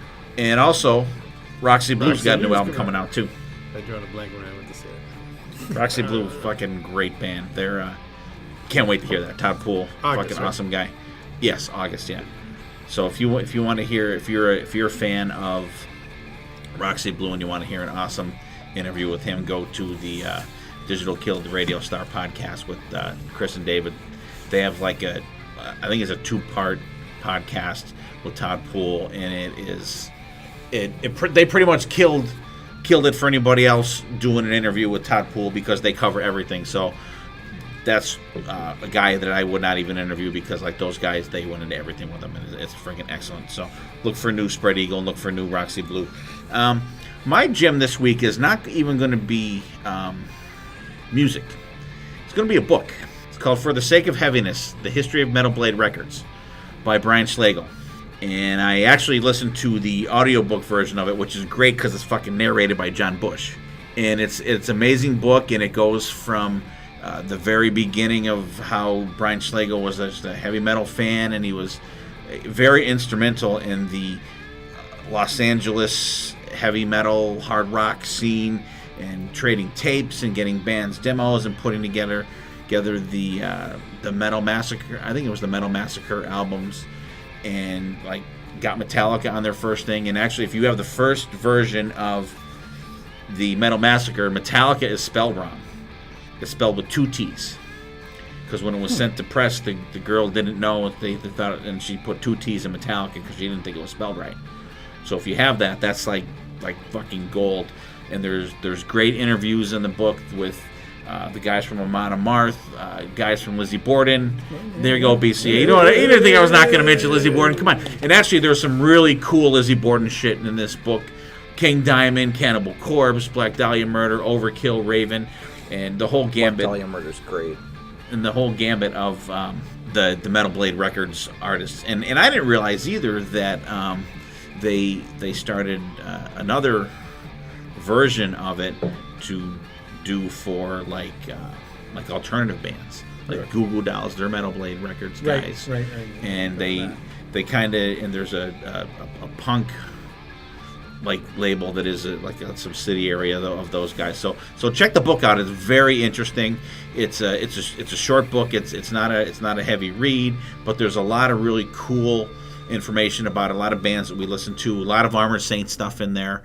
And it's weird because John Bush like reads the interviews, and he'll read the questions, then he'll read the answers. And the one part, the interviews with him, so he's asking himself the question and he's answering the fucking question. What do you think it's weird to listen. It's kind of weird to listen to.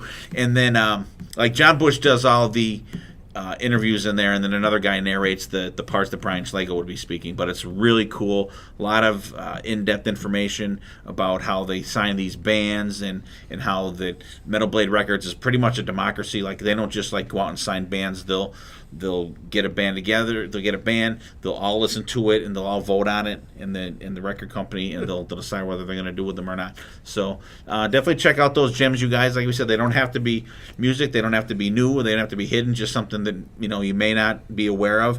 So we have, for the sake of having this book, the History of Metal Blade Records for me, Spread Eagle, and we'll even say Roxy Blue for you, BC. Dylan's got the Me First and the Gimme Gimmes, the Ruin Johnny's Bar Mitzvah. Ruin Johnny's Bar Mitzvah. Mo's got the new Billy Idol album, The Kings, Queens, and the Underground. Chris has got a little Tough Luck going. And so definitely check those out, and we'll get right back Things into the will pick show. up, buddy. Appreciate it. What? I said things will pick up. Things will pick up, Chris. Definitely. So tough luck, buddy. All right, thanks. All right, let's get back into M3. Yeah. And we are going to 6:10 p.m. Get the Firehouse. We'll get the Firehouse. You're right, Dylan. Firehouse, always a solid live band. Love these guys. CJ Snare, still voice, top of the game. Guy has not lost a step. Bill Leverty, fucking unbelievable guitar player. Underrated. Extremely underrated. Firehouse, what do you think, BC? I love these guys. I mean, going way back to when it first came out, I'm drawing a blank on the year, but it was a show up in Harvey's Lake back when they had concerts back here. If anybody listens to know what Harvey's Lake is, but I guess went to see. You were there? I was there. I just went to go to this concert. Did they open up for? Who did they open up for? Did they? I can't remember back I then. don't know. And like Firehouse and the They opened for Ugly Kid Joe or Sammy? They opened for Sammy? I don't know. It might have been Sammy. I think they opened up for Sammy. This was anyway. They came out, and like you heard them on the radio, and they're typical. And they came out and they just tore it up. They're very heavy live. I just think they're such an underrated band. Everybody. The hits did them injustice. The hits totally did them injustice, but they came out and they were, like you said, he has not missed a beat. They came out with the Overnight Sensation, Crank It's On, Crash, which I like, Shake and Tumble, Ought to Be a Law, he gets some more. Number 5, Oh She Wrote, and then of course they have to do the When I Look Into Your Eyes, which is not too bad, but Lover's Lane, cranking drums in that song. I love that song. Don't Walk Away, Love of a Lifetime, another hit that cursed them. Reach for the Sky, which I think is a very underrated album. song from that album. It's a good band too. An underrated album. And, They're all right. and that's where Chris got his name. Oh, not from Firehouse. You got it from Firehouse. Watch it. That's a little Backhanded. hidden gem there. And of course, they finish off with "Don't Treat Me Bad," which was their major hit. But Bill Leverty is just such an underrated guitar player. Since day one, I thought. And well, I like Firehouse. Enjoy seeing them. They play all the hits as well. I think they actually had time to play one more. They finished a little early, actually. They did. They did. So I was wishing I was surprised to see that they played 11 songs. I'm a little tired of the getting behind that keyboard, in the middle of the stage and putting that earpiece in. Like I've seen that gig so many times, but still a solid set. And like you said, Steve, his voice is just, I can't believe he still sounds the way he sounds. They were really good. I thought they sounded great. They were another band that suffered from solo syndrome, if I'm not mistaken. Correct? They definitely had a solo in there. Bill Leverty played a brief It was guitar. brief. It was brief. But there was a solo in there. It was brief. Yeah. But they sounded good. Yeah, you could do without the ballads, but they still rip on the songs that are heavy. So I always enjoy Firehouse, and this time was no different. Solid set, as always. Sound was good. Songs were good. Can't go wrong. Yeah, I can't say much more than these guys have already said. They're always a solid band. They're a band that they never disappoint. Yeah. And I do have to say, when they started Lover's Lane, I texted BB, that's like his ultimate favorite Firehouse song, and he was like, fuck. Yeah, that's what you get for not coming. Nah, nah, nah, nah, nah. So, Firehouse, do not disappoint. If you ever get the chance to see them, go see them. They do not let you down. Now we start getting in, actually, even with Firehouse, we start getting into the longer sets of the day now. Like they start giving these guys, the bigger bands, they start giving them a little more time. Warrant's up next. Here's a set list, 32 pennies, Down Boy, Big Talk, Sometimes She Cries, Guitar Solo, So Damn Pretty Should Be Against the Law, Dirty, Rotten, Filthy, Stinking Rich, Heaven, Cold Sweat, Sure Feels Good to Me, I Saw Red, Only Broken Heart, Hole in the Wall, Louder, Harder, Faster, Blind Faith, Uncle Tom's Cabin, Cherry Pie. Dylan, you're a big Warrant guy. What do you think? They were good. They suffered from too many ballads, the guitar solo again, and I did not like how long Robert Mason took with Louder, Harder, Faster, trying to get people to sing along. That was a bit annoying. There's other songs that people are going to sing along to in your set. Stop. If they're not into it, stop. Let it go. Let it go. But they rocked it out as usual. Robert Mason, I love Robert Mason with Warrant. I think he's such a great fit in that band. And I love the backdrop, too, with the 20th anniversary, or the 30th anniversary of Dirty Rotten Filthy Stinker Ridge. You guys were actually rocking to these guys with us. That's your man crush. I got some man love for Robert Mason. He's fucking awesome. He's good. He gets all gaga. He is the rock guy. He's like Paul Stanley to you. I think he's fucking awesome. Robert Mason, you look at that guy, you see fucking rock star. Fucking love that guy. He's and awesome. You see red. And he comes up and he get up with anybody and just play. Yeah. Because he loves it. Yeah. He is rock. Like He that is. one time Absolutely. he was Thank you, up with BC. Lita randomly. What do you think about them, BC?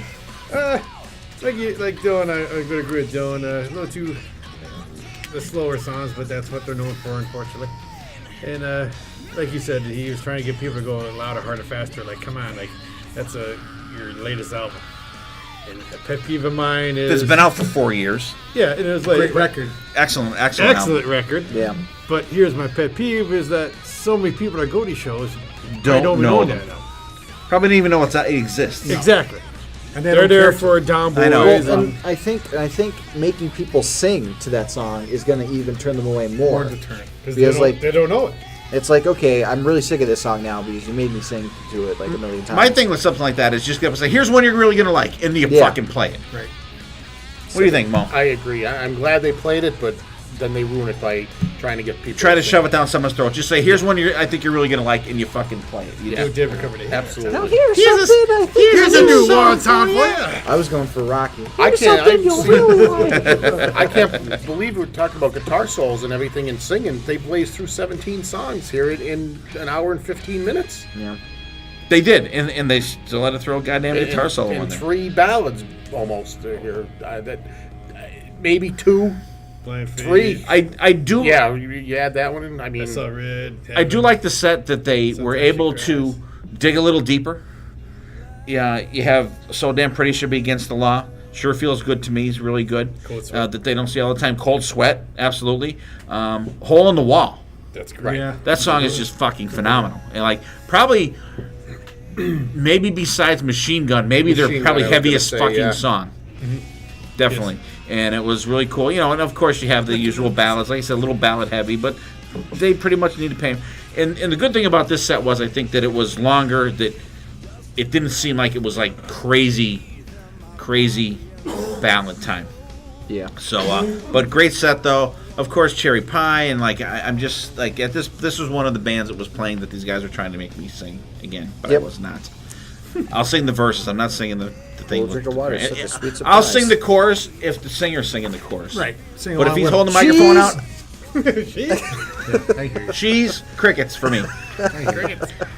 All right, now the big boys of the set. Whitesnake to close out the night. Here's a band for you. May 4th, 2019. These guys come on at 9:15. They were pretty prompt. They came out on time. What'd you guys think of Whitesnake? Loved them. Chris, go ahead. Absolutely loved them. I was tuned up by then, so it was. yeah, you Really? were hard rocking. Rev at that Jack point. Bedouin. You're hard rocking at that point. Yeah. I think I danced my ass off. I blew out my shoe. It doesn't make You got a flat tire. Literally. Yeah. Oh, my- I had to, Oh, I yeah? had to wear my other shoes on Sunday. Good thing you brought an extra pair. I know. Yeah. But I thought they were great. I loved them. It was a good time. We were all moving, right? Oh yeah. Yeah. All right, Dylan, now we'll hear the opposite end of the spectrum. What? It's they sounded good. The band sounds great. I'm just not a Whitesnake fan. The songs don't do anything for me. I really, the band is phenomenal. They sounded great. I mean, we left early. How do you not like slide it I in thought that slow and easy? I hate slide it Dylan in. hates slide it in. Should I tell him why you hate slide it in? No, Dylan? let's not bring it up. Okay, right. so we didn't need the guitar. So they did a guitar duel. Should I go through the set list? Go ahead. So start off with Bad Boys. That wasn't too bad. Slide It In sucks. Gotta Be All Right was pretty good. Love Ain't No Stranger is good. Hey You Make Me Rock, Slow and Easy. Trouble Is Your Middle Name. Guitar Duel, which I'll come back to in a second. Shut Up and Kiss Me. Get Up with the Drum Solo. Is This Love? Give Me All Your Love. Here I Go Again. Then the encore was Still the Night, We Wish You Well, and walkout songs. So the guitar duel went like maybe 4 back and forths too long for me. We know that Reb Beach is a great guitarist. He's an excellent guitarist. And Joel Hoekstra. And Joel Hoekstra is an excellent guitarist. We don't need back and forth like that I a million agree. times. I was wondering when they were going to stop already. You know, I Yeah. personally, I thought. I wish they did just a musical thing with them back and forth, not Yeah. solo. Yes. Da-na-na-na-na, and then the next guy do a solo. We got a I didn't mind it at all, to be honest with you. we got a Tommy Aldridge drum solo. Tommy's a great drummer, an amazing drummer. I don't care about It's like these that solos. dance off in American Pie. You know. Yeah. They need to give David Coverdale a break. He's fucking old. David Coverdale had great rapport with the crowd. He mentioned He's May a the very 4th. charming man. He is. He is very charming. He sounded okay. It wasn't like amazing, but he sounded pretty good. Like I said, the band is good. I'm not a fan of the songs, and I wasn't heartbroken when we left early. We didn't leave that early though. We left when? That's before the hit part of The drum solo. Yeah, during the left drum during the solo. drum Yeah, To do what? to go back and drink for cheaper. You came for a show. Art took us home. I want you to stay for the show. Yeah, Here's a show for ya. What'd you think, Mo? we stayed and wandered in the rain for 40 minutes. Go cry in the rain. We were nice and dry. Actually, it literally just started to rain as soon as we got back to the hotel. Yeah, it was Whatever. perfect timing. Well, speaking of, you guys were crying. we waiting for our Uber Friday night, and it's drizzling, and then out of nowhere, we're in the middle of nowhere. Out of nowhere comes the Uber driver. We hop in, and it's hailing out. Like it was like Seconds. so. Anyways, but I thought Whitesnake were great. played all the hits, played a lot of new stuff. Yeah, the dueling, we talked about the dueling guitar solo They're there. two great guitar the players. drum It was solo. How can they not? But you're usually going to get that with a headliner. I don't know if you do that at a festival, but they were good. They just needed to do it differently, I think. I think they just needed to do it non-soloish, more a band type thing with back and forth. Stop the set dead. What do you think, BC? Classic coming out with Bad Boys. They slide it in. Love these songs, but Yeah, hit you right in the mouth out the get-go, the right? slow and easy. That was the one that. They didn't do the beginning part. They just went right into into the take chorus. you down. They went right to the chorus Yeah. it was at the very weird. beginning of the song. They didn't do the build up in the song. Yeah, that kind of let me down. Trouble is your middle name. I thought that was the best song for me. It is. That's a good one. It's good. Yeah. It's totally do it. The guitar solo, like I said, these guys are phenomenal players. We don't need to do that. No. They should have did a song and just let them tear back. Let them go back and forth. Absolutely. Shut Up and Kiss Me is good, and then we got up with the Get Up. But no, they sounded good. Typical Whitesnake. Nothing surprising. Nothing disappointing. Yeah. My thing is, I love Whitesnake, and I know Dylan doesn't like them, and for reasons we won't discuss. But I love David Coverdale. I think, like I said, I think he's a very charming guy. He's got a great rapport with the audience, and the band is always fucking awesome. He's someone that is kind of like Ozzy, right? Like he's always surrounded by talented fucking people. He really is. And I gotta say, in watching these guys play live and listening to the new album, I think that Joel Hoekstra and Reb Beach rival like Steve Vai and Adrian Vandenberg. Absolutely. And they rival any of the guitar players that have been in this band ever.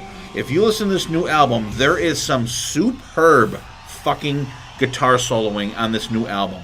And these guys bringing out great live. Like I said, I just wish they did the solo thing a little different. It would have had more of an impact, I think. This is the show that they're doing every night. They're doing every night, right? Because they played at Penn's Peak, that's near us, the night after they played this. Right. And as we wrap up this last night, not the last night, I'm sorry, the Saturday night, we're around real quick. Best and worst of the night, Mo.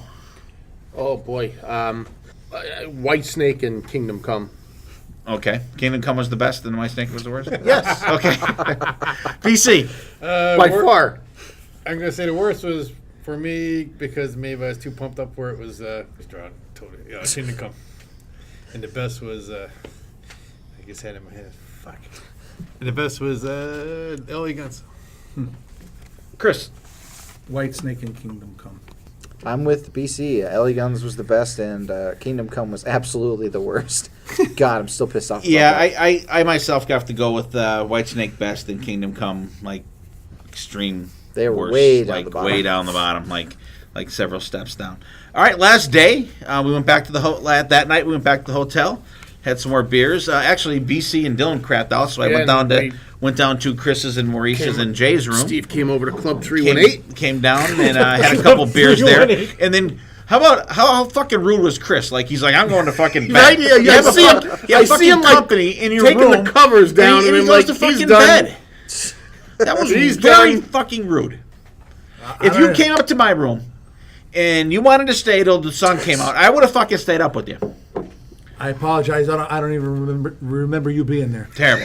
do you remember we had burritos at least? Yeah, I do. Okay. All right. I was just tired. I was. That's how I was Friday Terrible night, host. so. Terrible host. Mo. Yeah. It's a hotel. Terrible. I wasn't the host. It's not my room. You were the host. The room was in your hostess name. with the You were the host. leastest. Room's in your name. All right. So we got up the next day. Waited 2 weeks for that. And we didn't Uber. We all drove up this day.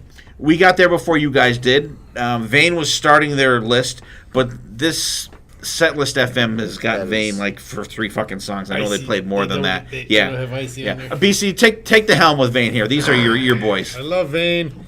It seems like every year they're early and get the half-hour sets, which fucking piss me Which off. suck ass. Suck ass. And we got there and pregame a little bit, and they started playing, and we knew we were going to be in line to get in anyways. But we got in there and caught their last, 3, 4 songs? They played a lot more Yep. than this. I'm trying to think of what they played. Beat the Bullet, 1,000 Degrees, Secrets. They played Icy, which I love that song. Icy's great. BC was. They were playing that when we were walking in. I was screaming at people. I see God. BC almost got us thrown out before we even got in. But I thought they were great. You guys weren't there for No. Vane, right? Okay, Dylan, your take on Vane. Vane, I had not heard note one of them before this, and let me tell you, seeing them live really made me a fan. They kicked ass. There was one song I remember where like the solos in it were fucking phenomenal, and I was like, holy shit, this is. They blew me away. I'm really glad that we got to. You never heard No Respect? I might have, but. Listen to that, because I mean, most of their set was that album. They sounded amazing. I was immediately a new fan from just seeing them play that short set. Yeah, I've always been a Vane fan. I got No Respect when it first came out, and I kind of lost him a little bit after that. But once I became friends with BC, he reined me back into the Vane world. Amazing band live. If you guys have not checked out Vane, check them out. They absolutely fucking rock. And up next was XYZ. Were you guys there for XYZ, Chris? All right, so we're gonna take the helm on this one. Take What You Can, Face Down in the Gutter. What Keeps Me Loving You, which was a ballad song. After the Rain, another ballad song, right? They did like two ballads, like What Keeps Me Loving You mid-tempo. is mid-tempo, I think. And Inside Out. Go ahead, BC. You're more of an XYZ guy than me. XYZ, they came out and they're back with the original lineup, which to me is they're always been one of my not on top of the heap of bands, but a very underrated band, I think. And Terry Lewis. Lewis is back with them. And he's no longer a Great White, thank God, because he just fits XYZ's music much better, I think. XYZ was good. I liked them a lot. It was tough because it was a tiny bit of a come down from Vane because Vane kicked so much ass, but they still were amazing that they didn't do a solo, and I was very, very That's always a plus. very happy about that. But yeah, they sounded great. Yeah, I enjoyed XYZ. I was surprised that they did Face Down in the Gutter second in the set. That's usually towards the end for those guys, and they ended up with Inside Out. I think they kind of brought down the pace a little bit with the two mid-tempo songs in the middle. I was just going to say But that. they ended up good with Inside Out, which is another great song. So definitely check them out. By the way, what time did you guys get there? Did you see Vixen? We did. I was disappointed. I really, really wanted to see XYZ, but I don't know. We just didn't. They make were it really over good. there. They were They really did good. play. They have a new album, do they not? Coming out? I think coming out, but nothing no that's new released. stuff, I don't think. really.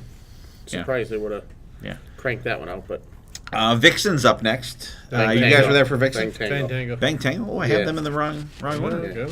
Because we missed them as well. Yeah. To me, the first three bands Which I ripped was- it apart. Wanted to see them as well, but XYZ is definitely that really one of the bands One that I you really wanted. wanted to see all Right. weekend. Maybe they'll get a better slot next year. Hopefully. All right, Bang Tango. They could have been Chris, Bang Tango. Didn't see them. Oh, you guys weren't there for He the... literally just oh. got done saying Oh, that they sorry. didn't see them. I haven't... What am I the on? way I no mine list or what? I know. All right, Dylan, Bang Tango. Sorry about that. They were okay. I thought the lead singer was a bit out of it. Shocking. He was He didn't seem in sync with the band. I'll say the band sounded great, but he was A little off. a little off. So that brought it down a bit. Definitely, But that's kind of usual, though. That's him, yeah. definitely the weaker of Joe the three starting bands of the first batch. Yeah. He could be like Mick Jagger's and David Johansen's bastard child. I think if they had a kid, he Smoking would a look million like more him. cigarettes. Um, Oh, goddamn. I thought they were good. They're good. They were good. The crowd was into them. I thought they always put in a solid. The set. band was good. They- Joe was a little... Nothing, He was a little off. nothing bad to say about those guys. No, they're no, they're no. always solid. Like I said, the first three bands of Sunday I was rocking. Yet again, another setlist.fm. They messed up. Yeah, Stuff on there's their some, set yeah. list. So don't go by Setlist FM, and I don't have the actual. With the bigger set list, bands, though. you can, but, But they were good though. Yeah. All right, Vixen there we go. up next. Lorraine Lewis leading the band now that Janet Gardner is gone. She was the former singer in Femme Fatale, and I thought she fit the band good. Yes. Thoughts? Yeah. Yeah, we finally strolled in right as Okay. they took stage. Well, go ahead. Give us the And, set list there, Mo. Well, they started off with Waiting for the Big One, Rev It Up, How Much Love, Crying, I Wanna Rock, I Want You to Rock Me, excuse me, sorry, Falling In and Out of Love, You Ought to Know by Now, and then, of course, Edge of a Broken Heart. It sounded very good. Sounded tight, pleasing to the eye. Music was good. What else could you say? Yeah, I liked it a lot. You are a fucking serial killer. It sounded really creepy. We're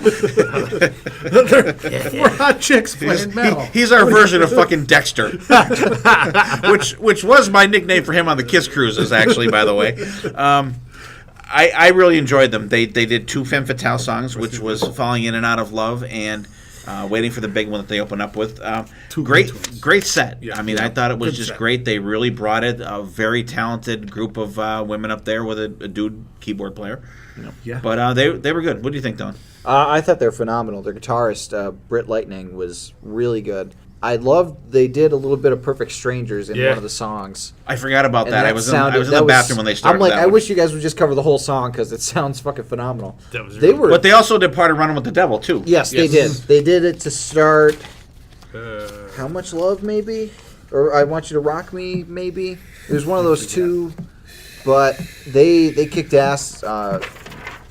I was really pumped up after listening to them. I enjoyed this whole set. I mean, it's cool that they brought some Femme Fatale into the set. Yeah. But I love Rev It Up. Great set, excellent set. There was nothing bad about that set at all. No. Like most of them, they're easy. Fantastic, and they're much heavier live, heavier live. they were Even though the keyboard sound is still there, they're much heavier live. Really, really great. I band think live. one of my surprises of the weekend. You think? Maybe not as much as Ellie Guns. Oh, yeah. Have you ever seen them before? I have. Have you? They were on that little stage a couple years ago. Right. Remember at Yeah. 3. So When they But were the other than that, I don't GSG think, whatever. I don't think I've seen They them were the before. initial band then. Yeah. Yeah. All right, BC, I'm gonna let you take the reign with this next band. Oh, boy. Uh-oh. Let me get a picture. Quite right. So Quite Right was next up in the day. The only original member is Frankie Banali. Banali. I want. That's what I wanted to do. 'Cause I love how he attempts to say Frankie Banali. They come out there, the set list I thought was good. Just the new guy, just I don't know what I don't know how to explain it. James He's corny, James isn't he? Durbin is his name. Yeah, but his I like how he voice- sings the verses, but I hate how he sings the choruses. Yeah, just He's not bad. He's not a No, bad no, singer. he's not I think bad, he's but- a little corny though with his stage presence. Maybe that's what it is.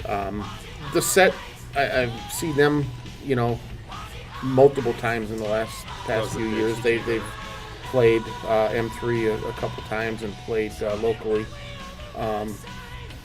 No Condition Critical. That's the only thing. And I think the last time we saw them, They did at Penn Peak. They did play we that. saw how uninterested Alex Yeah, Gross. it was boy Grossi. Alex Grossi was. I thought he was a little more interested.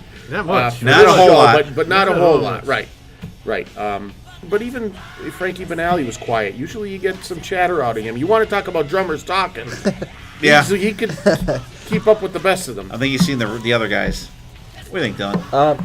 Okay, so before going into this, I was not liking James Durbin in Quiet Riot because I heard the new album and I didn't like how his voice sounded with Quiet Riot. I like James Durbin and I like Quiet Riot. I didn't like the combo.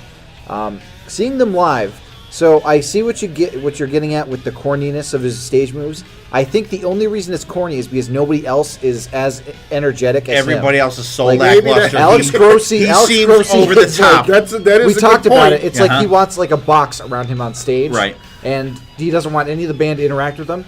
But like, if everybody was like even like half of what James Durbin was doing, it would work so well. Right. Right, because when he would go by Chuck or Alex, they'd be like, I'm they just look waiting like- for them Don't to touch me! Don't Yeah. touch me! to get the hell away from me. Yeah, Right. they just Yeah. look So at that him is and a good smile. point. I That is a good think point. their lack of energy kind of made him seem too energetic. Yeah, Yeah, because good like his point. energy, Good point. I liked his stage presence. He like was getting the crowd going, and he seemed very excited to Yeah, be there. But compared to Alex Grossi, it brings it down. I so think badly. I think it would be if Carlos came back, Carlos Cavazo came back, and Rudy Serzo came back. I think that would be a killer combination in that band. I really do. Also, another fucking guitar solo from Yeah. the most exciting guitarist most exciting on the guitarist face of of the the planet. Yeah, I'm like you said, Mo. He was a little more energetic than the last time, but That much. not a whole hell of a lot.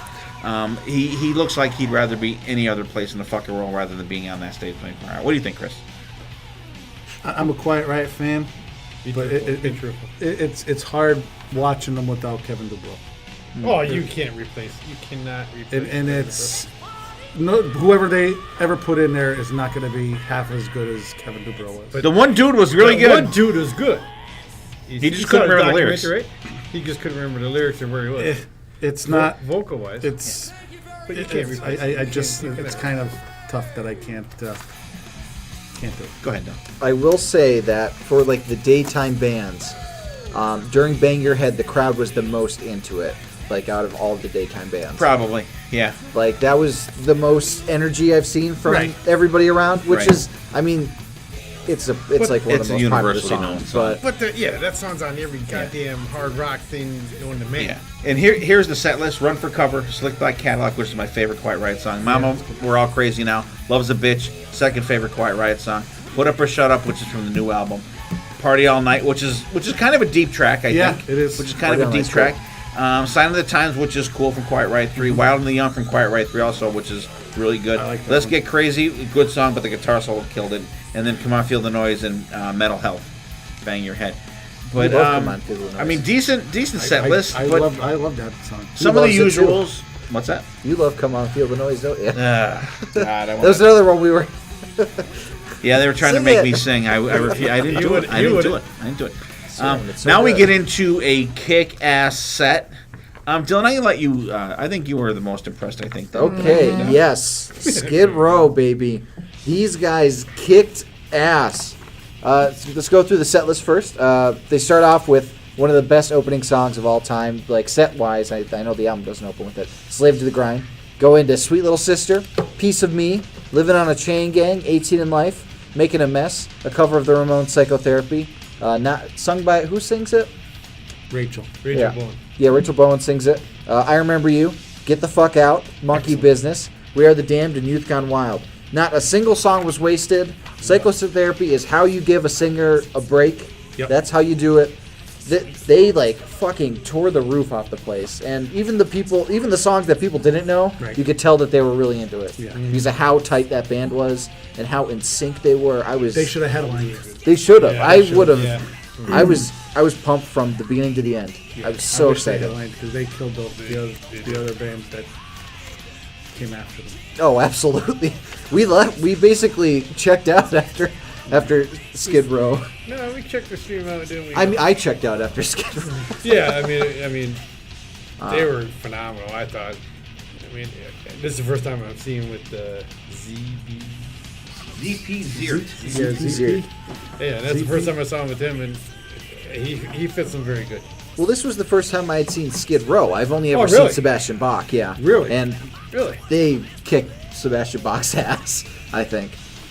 Though I was missing the tattoo of Youth Gone Wild, where he points to the tattoo to get people to say it. That's so stupid. It is, but I think it's the right amount of cheese. Right amount of keys. Mo, what'd you think? You've been very quiet. I liked them. I thought they were good. I don't know what else to say. They were good. I love living. That's all I got to say about Living out that. of chain gang, come on, man, Right? you're not close. All the hits. I mean, they're another band that you got. I've seen them several times, and it's pretty much they're going to play 12 songs, and every time you see them, you're going to get 11 of those songs. Just like Firehouse, just like Black and Blue. I love all three bands, but the set list is going to be The core about set list. 98% the same every time you see them. So that's my only complaint. I really enjoyed them. Skid Row is one of my favorite bands. Rachel Bowen is one of my favorite, probably my favorite bass player. Set list was great. Sound was great. Crowd was great. They should have headlined. Yeah, They should have what? Headlined. I concur. And I do have to say, another band, there were several where they were into the show. They Yeah. weren't there just like we just talked about Quiet Riot, Right. who was there like with cinder blocks on them and and couldn't wait Yeah. to get back on the bus. These guys couldn't wait to play. Right. And Yep. would have played for 2 hours if they could have. Did you see Rachel jump off the stage and go up to the little kid that was rocking out the whole show? Oh no. After it was over, That's awesome. he runs down the stage, jumps off with his roadie behind him, his bass tech, holding the bass, and he goes up to this little kid. I thought he was going to give him his bass, The bass tech didn't know where he was going. I was standing right behind the kid. Right. but the kid was 'Cause I rocking moved out, up. and he came over and he was really? like, There was "You rocked nobody out up the front. whole show, thank you," and everything. Oh, I didn't see that. No. Came, Yeah. came right up to Art, like I'm Yeah. trying to get a Seats. selfie and I couldn't get it. That's so cool. That's cool. Yeah. There was so much commotion. Yeah, I loved it. I thought they were great, and like you said, you're gonna get the core set, but like this is a band that the people know these good songs. Yeah. Like the people know these songs. Like they know "Sweet Little Sister, Piece of Me," "Living on a Chain Gang," Right. Get the not fuck just out. Get the 18 in fuck life. I remember Making you. a Like mess. they know that. Yeah, they know Right. these songs. right. And I think it's fantastic. You got to see Rachel Bowen, your buddy, sing Psychotherapy. Oh, yeah. Get the Fuck Out was awesome. was I'm so like, holy shit, Get the Fuck Out. Like, I was screaming it was it. awesome. And there's not a whole lot more that you could say about, Skid Row than just like fucking kick ass. Yeah. Snake was saying that they were going to have to cut their set short. Yeah, he said that's not going to happen. Yeah, because, Why? they played the time they were allotted. Yeah, somebody didn't said go they over. want us to cut our I set think they short. were actually finished early. Yeah, Maybe they a minute or two. Yeah. That's not going to happen. This was such a good set. Good, they should It was recut so short. fucking good. I thought he was saying when I maybe They let maybe- fucking Kingdom Come play for fucking 10 more minutes and they want to cut Skid Row? Give me a fucking break. Yeah. I thought he was saying they weren't going to let him play that number 9 song, not that they were going to cut them. Short. Oh, okay. That I might think have been. that's what he was saying. No, because it was right before Monkey Business. He Not said. playing tomatoes. Yeah. Because I remember it was right before Monkey You're Business. talking- It was only him on stage, and then he started going into the riff of Monkey Business, and then the band came out. Okay. Because I thought he was gonna do a solo, and I'm like, no, Snake, don't do it. And he did. I don't think thank for all God. the times I've ever seen Skid Row, I don't think I've ever seen them do any solos. Yeah, because they don't need to, because they just No, fucking rock out. no. They didn't Well, do there's a one couple of cruise. bands like that, right? I said when Bring it you up were in the with, bathroom, the song psychotherapy. you That's made how it you was do give a singer a break. Right. Yeah. Somebody Absolutely. else sing. Great set. All right, up next is Extreme. Who's the big Extreme fan here? I thought they were excellent. Go ahead. They always put on a good show. Gary Sharon is phenomenal. Set list is first song is "It's a Monster," Little Jack Horny, "Get the Funk Out," which is an excellent tune. "Rest in Peace," "Play with Me," "Midnight Express," "More Than Words." I could do without that one. Cupid's Dead. Am I ever gonna change? Flight of the Wounded Bumblebee and Decadent Dance. Decadent Dance is incredible. Gary Sharon does not stop. I think he's auditioning for Mick Jagger's spot. The best Van Halen singer. I like them. Second best Van Halen singer. They, I thought they sounded great. They always put on a good show. They could have even headlined. I was not a fan of like the the Nuno That acoustic acoustic hour. stuff? Yeah, That was a bit. It was like, right, but it's Yeah. he's so fucking good though. No, he is good. He is fantastic. Extreme's good. I was just so pumped up from Skid Row that it was a bit of like a come down. It's a little bit of a downfall. It was the bit of a come down. it was a come down once they started Rest in Peace. Yeah. The first 3 songs were fucking Yeah. kick Get the ass. Funk Out First is 3 songs were awesome. fucking fantastic. Horny. Yeah. It's a Monster, Little Jack Horny, Get the Yeah. Funk Out, and then Rest in Peace is kind of like, but then Play With Me was like, Yeah, boom, right back up. Play With Me is the song that I go to Extreme for. Although Gary didn't seem as into it. I don't know if anybody else saw that. He didn't seem as into it as the other songs.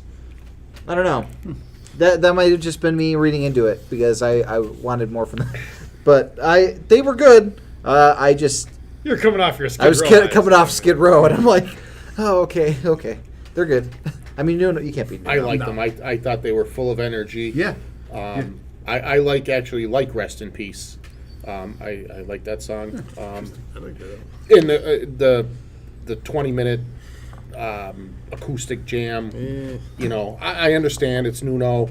What are you gonna do? Every time I see an Extreme, they're solid. They're always deliver. Good set list. I mean, you're gonna get the More Than Words and the classic ones, but Yeah.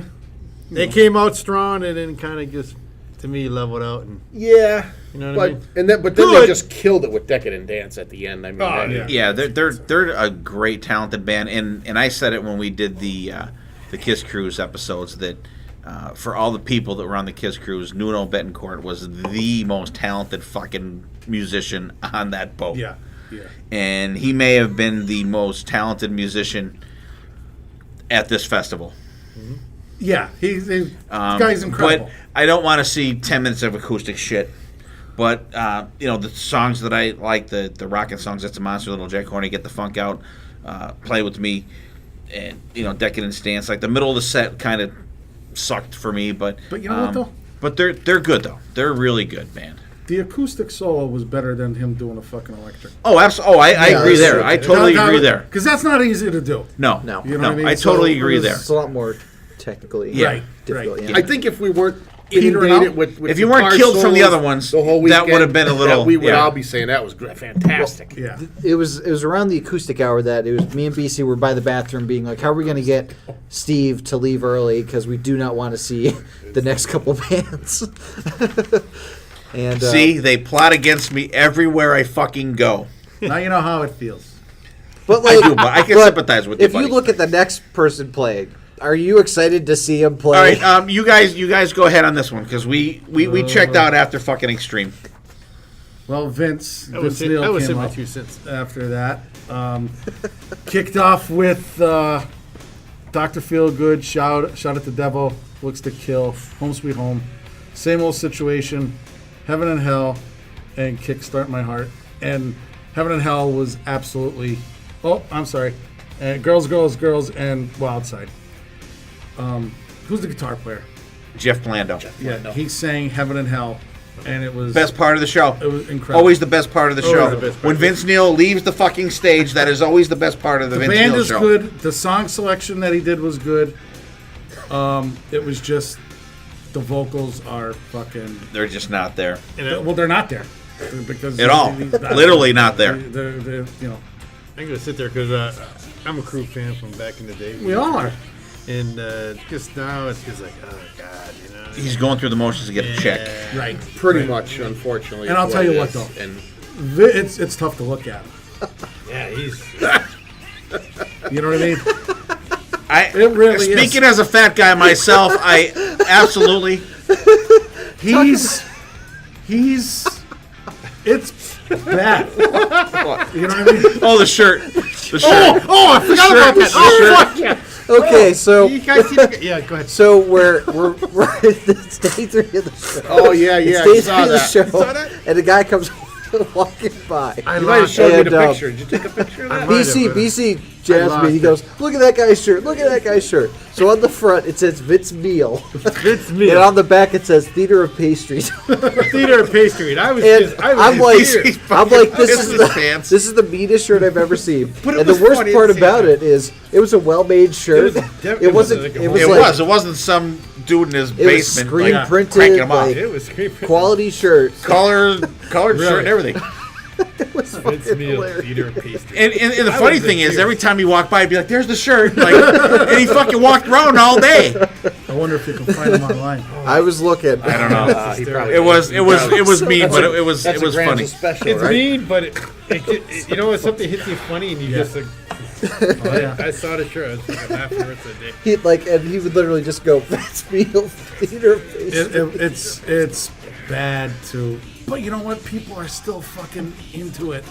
I know. Hey, You know, like they want to hear those songs. They want to hear those songs, I and wanna they're the hear songs them they want too, to but fucking hear. And he sure, The yeah, I mean, he singer's came not out singing. firing. I know. and he's another fire one that's over the still other best stuck in songs. microphone. Oh, You know what I mean? I'm More well than- aware. Yeah, Vince wants to hear it too, so he's making the Right. crowd sing so he can Right. hear it. He's the godfather of it. I wish I really would love to just see that band play without him. It's basically Get someone else come sing the songs. Call Vince Neil, whatever the fuck. Well, they have a history of But playing that, for guys that can't sing, right. But that band True. is Slaughter without Mark Slaughter. And I love Slaughter. Right. And he it's, can't it's sing Je- either. Jeff Blando on guitar.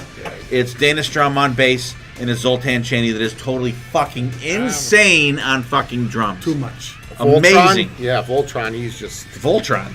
It's not the fucking Transformers. That guy needs I'm to sit Zoltan. Zoltan. I'm making a joke I know. because he's like Voltron. I mean, it gets crazy back there. You get nauseated watching Voltron. But he doesn't. He stays with the song though. He does, but it's just it's too much. Because we talked You to got him. Vince Neil and you got him. It's like a freak show up there. Yeah, yeah. But we talked to Voltron. BC, myself, and BB talked to him the one. And he's way older than I thought he was. And he's like old, like as old or older than us. He looks like a young guy up there. He's our age. Oh yeah, Yeah. Super nice guy. I'm sure he is, and he's an excellent drummer. And we talked about the differences drumming between the Vince Neil stuff and the Slaughter stuff. And he said he's actually less crazy doing the crew stuff because it's more driven. yeah, It's more like stuff is. more like riffing songs Yeah. than Slaughter is. But like Slaughter, like you just go like totally fucking crazy. But super nice guy, total solid drummer. Look him up on the thing. It's not Voltron Cheney, Zoltan Cheney. now he's just Okay. going by Zoltan. Oh, is he? Yeah, when he introduced the band, he just goes in. Well, there. because everyone knows him now. He's that guy.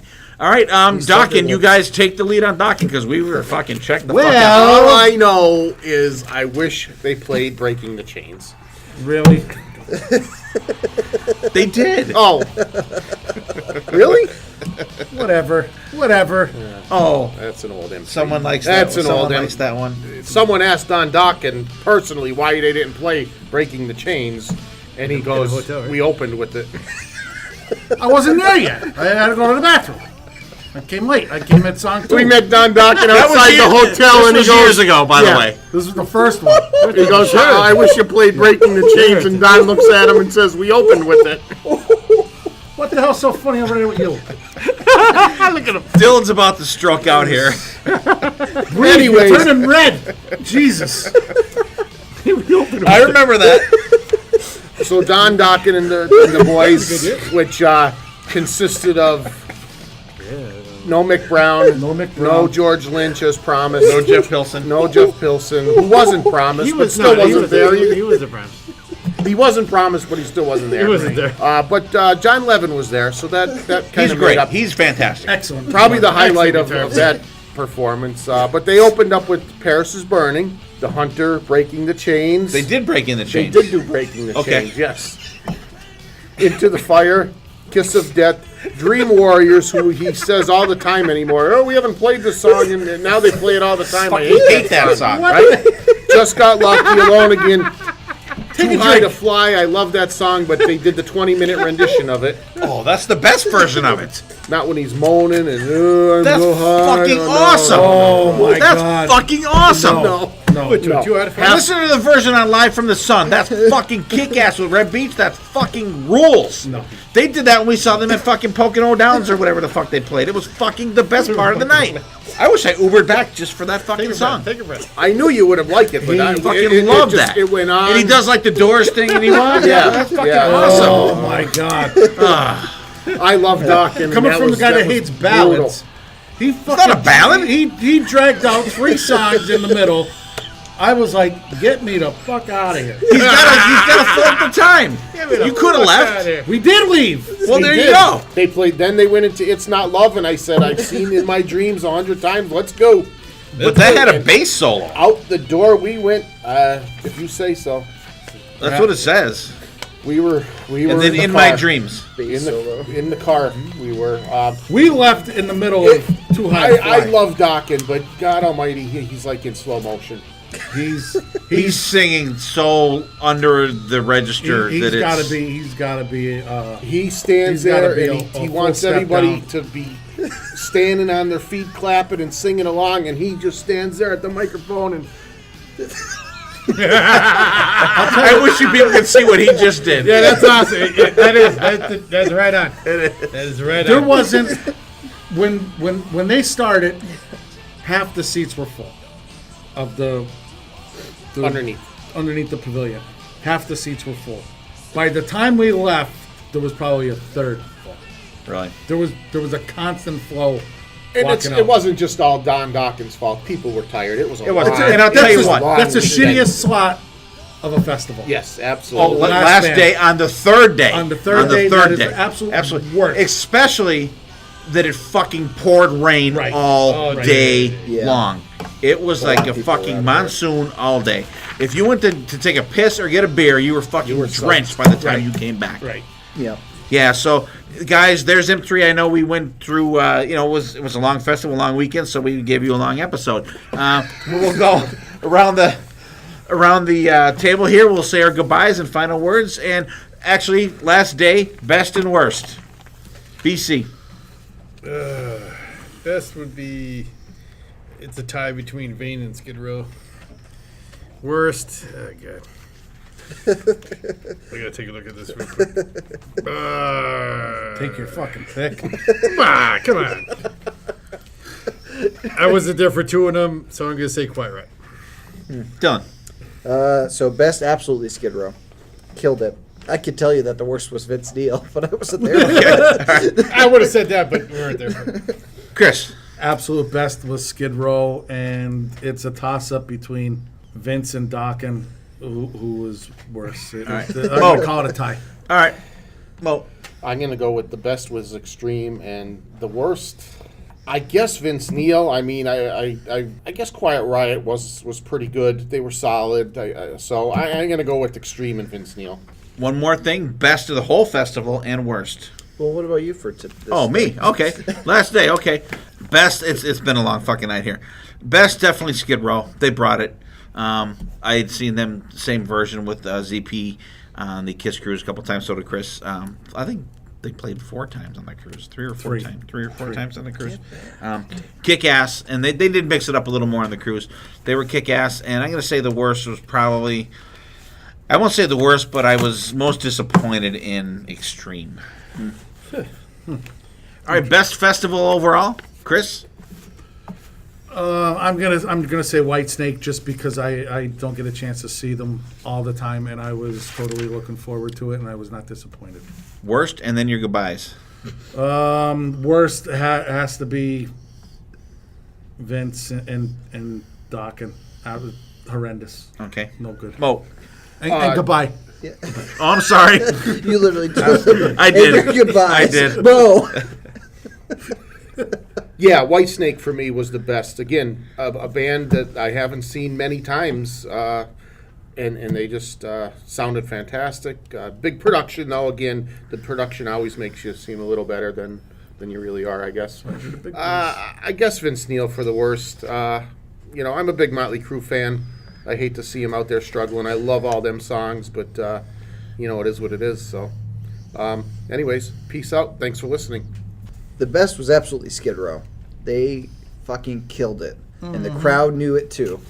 Everybody knew it, and they were just so good. The worst was absolutely Kingdom Come. James Kotak is dead to me after that.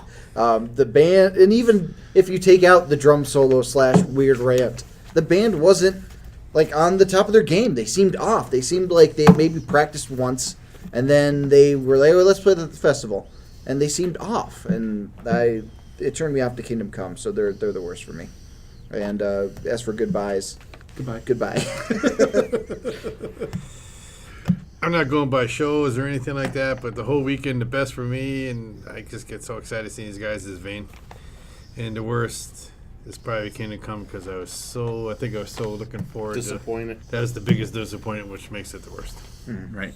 And I'm going to start out saying that I don't care what bands were playing. It was just an awesome time hanging with you guys. Yeah, that's why. Always a fucking awesome time. 'Cause you We like had picking on so me? many laughs. Just At my expense. most of them, probably. I had a bunch of That's why I laughs went to just recapping. Yeah, but it's always a great time hanging with you guys. It is. It's, again, I don't It give a is. shit what bands play. It's always fucking awesome. It's what the. It's Yeah, what having we the- do this 2.5-hour show here talking about all these bands, and honestly, it really doesn't matter who's playing. We had 2.5 days of it. We Of this. we go Yeah. and just Oh yeah. Oh yeah. It's almost 2 hours. spend the weekend together, and it's great. Yeah, it's just a great time, and I want to say you guys are awesome. Love you guys. You guys just kick ass. Always a great time when we all get together. I'm gonna say for my best, I'm gonna say Whitesnake because I just love the new material that they did. Caveat with the solos didn't like fucking thrill me. Skid Row is like a minute behind. They didn't have a solo. No solo, that's true. And worst, and I agree with BC. I'm going to say definitely Kingdom Come because I had much higher expectations for those guys, and they just like totally fucking blew it. And like not even with James Kotak with his bullshit that clinched it, but all the shit, like it just they seemed a little unprepared. I think. Yeah. So you guys, we went a little long today, but we had a lot of shit to cover, a lot of bands. I don't even know how many bands we got here. A lot. So hope you guys enjoyed the show. We have some really cool shit coming up. Hope you enjoyed BC's birthday episode last week. We have a really cool episode coming up with a guest we're going to have live with us coming up soon. This is going to be pretty fucking cool. We're performing live right here tonight. Yep. And so check out our Spotify playlist. We will have that up. Dylan will graciously put some songs from these awesome bands there. And even Dave will be there. What? And you can even listen to the podcast on Spotify. Yeah, you could. Yeah. So, you guys, thank you. We know we went long tonight. Sorry. Hope you enjoyed the show. I want to thank Mo and Chris for coming and putting up with us again and the ball busting that we do. Thank you. BC is always awesome. My steadfast guest host, not my steadfast What co-host. is happening? I'm sorry. Dylan, always an awesome job doing everything. BB right now is on a cruise. He's on the 7 Seas, so we hope he's having a good and safe trip, and hope he's having better weather than we are having here. And Too hard. so, you guys, thank you very much. We love you. We will see you next time, and there definitely will be a next time.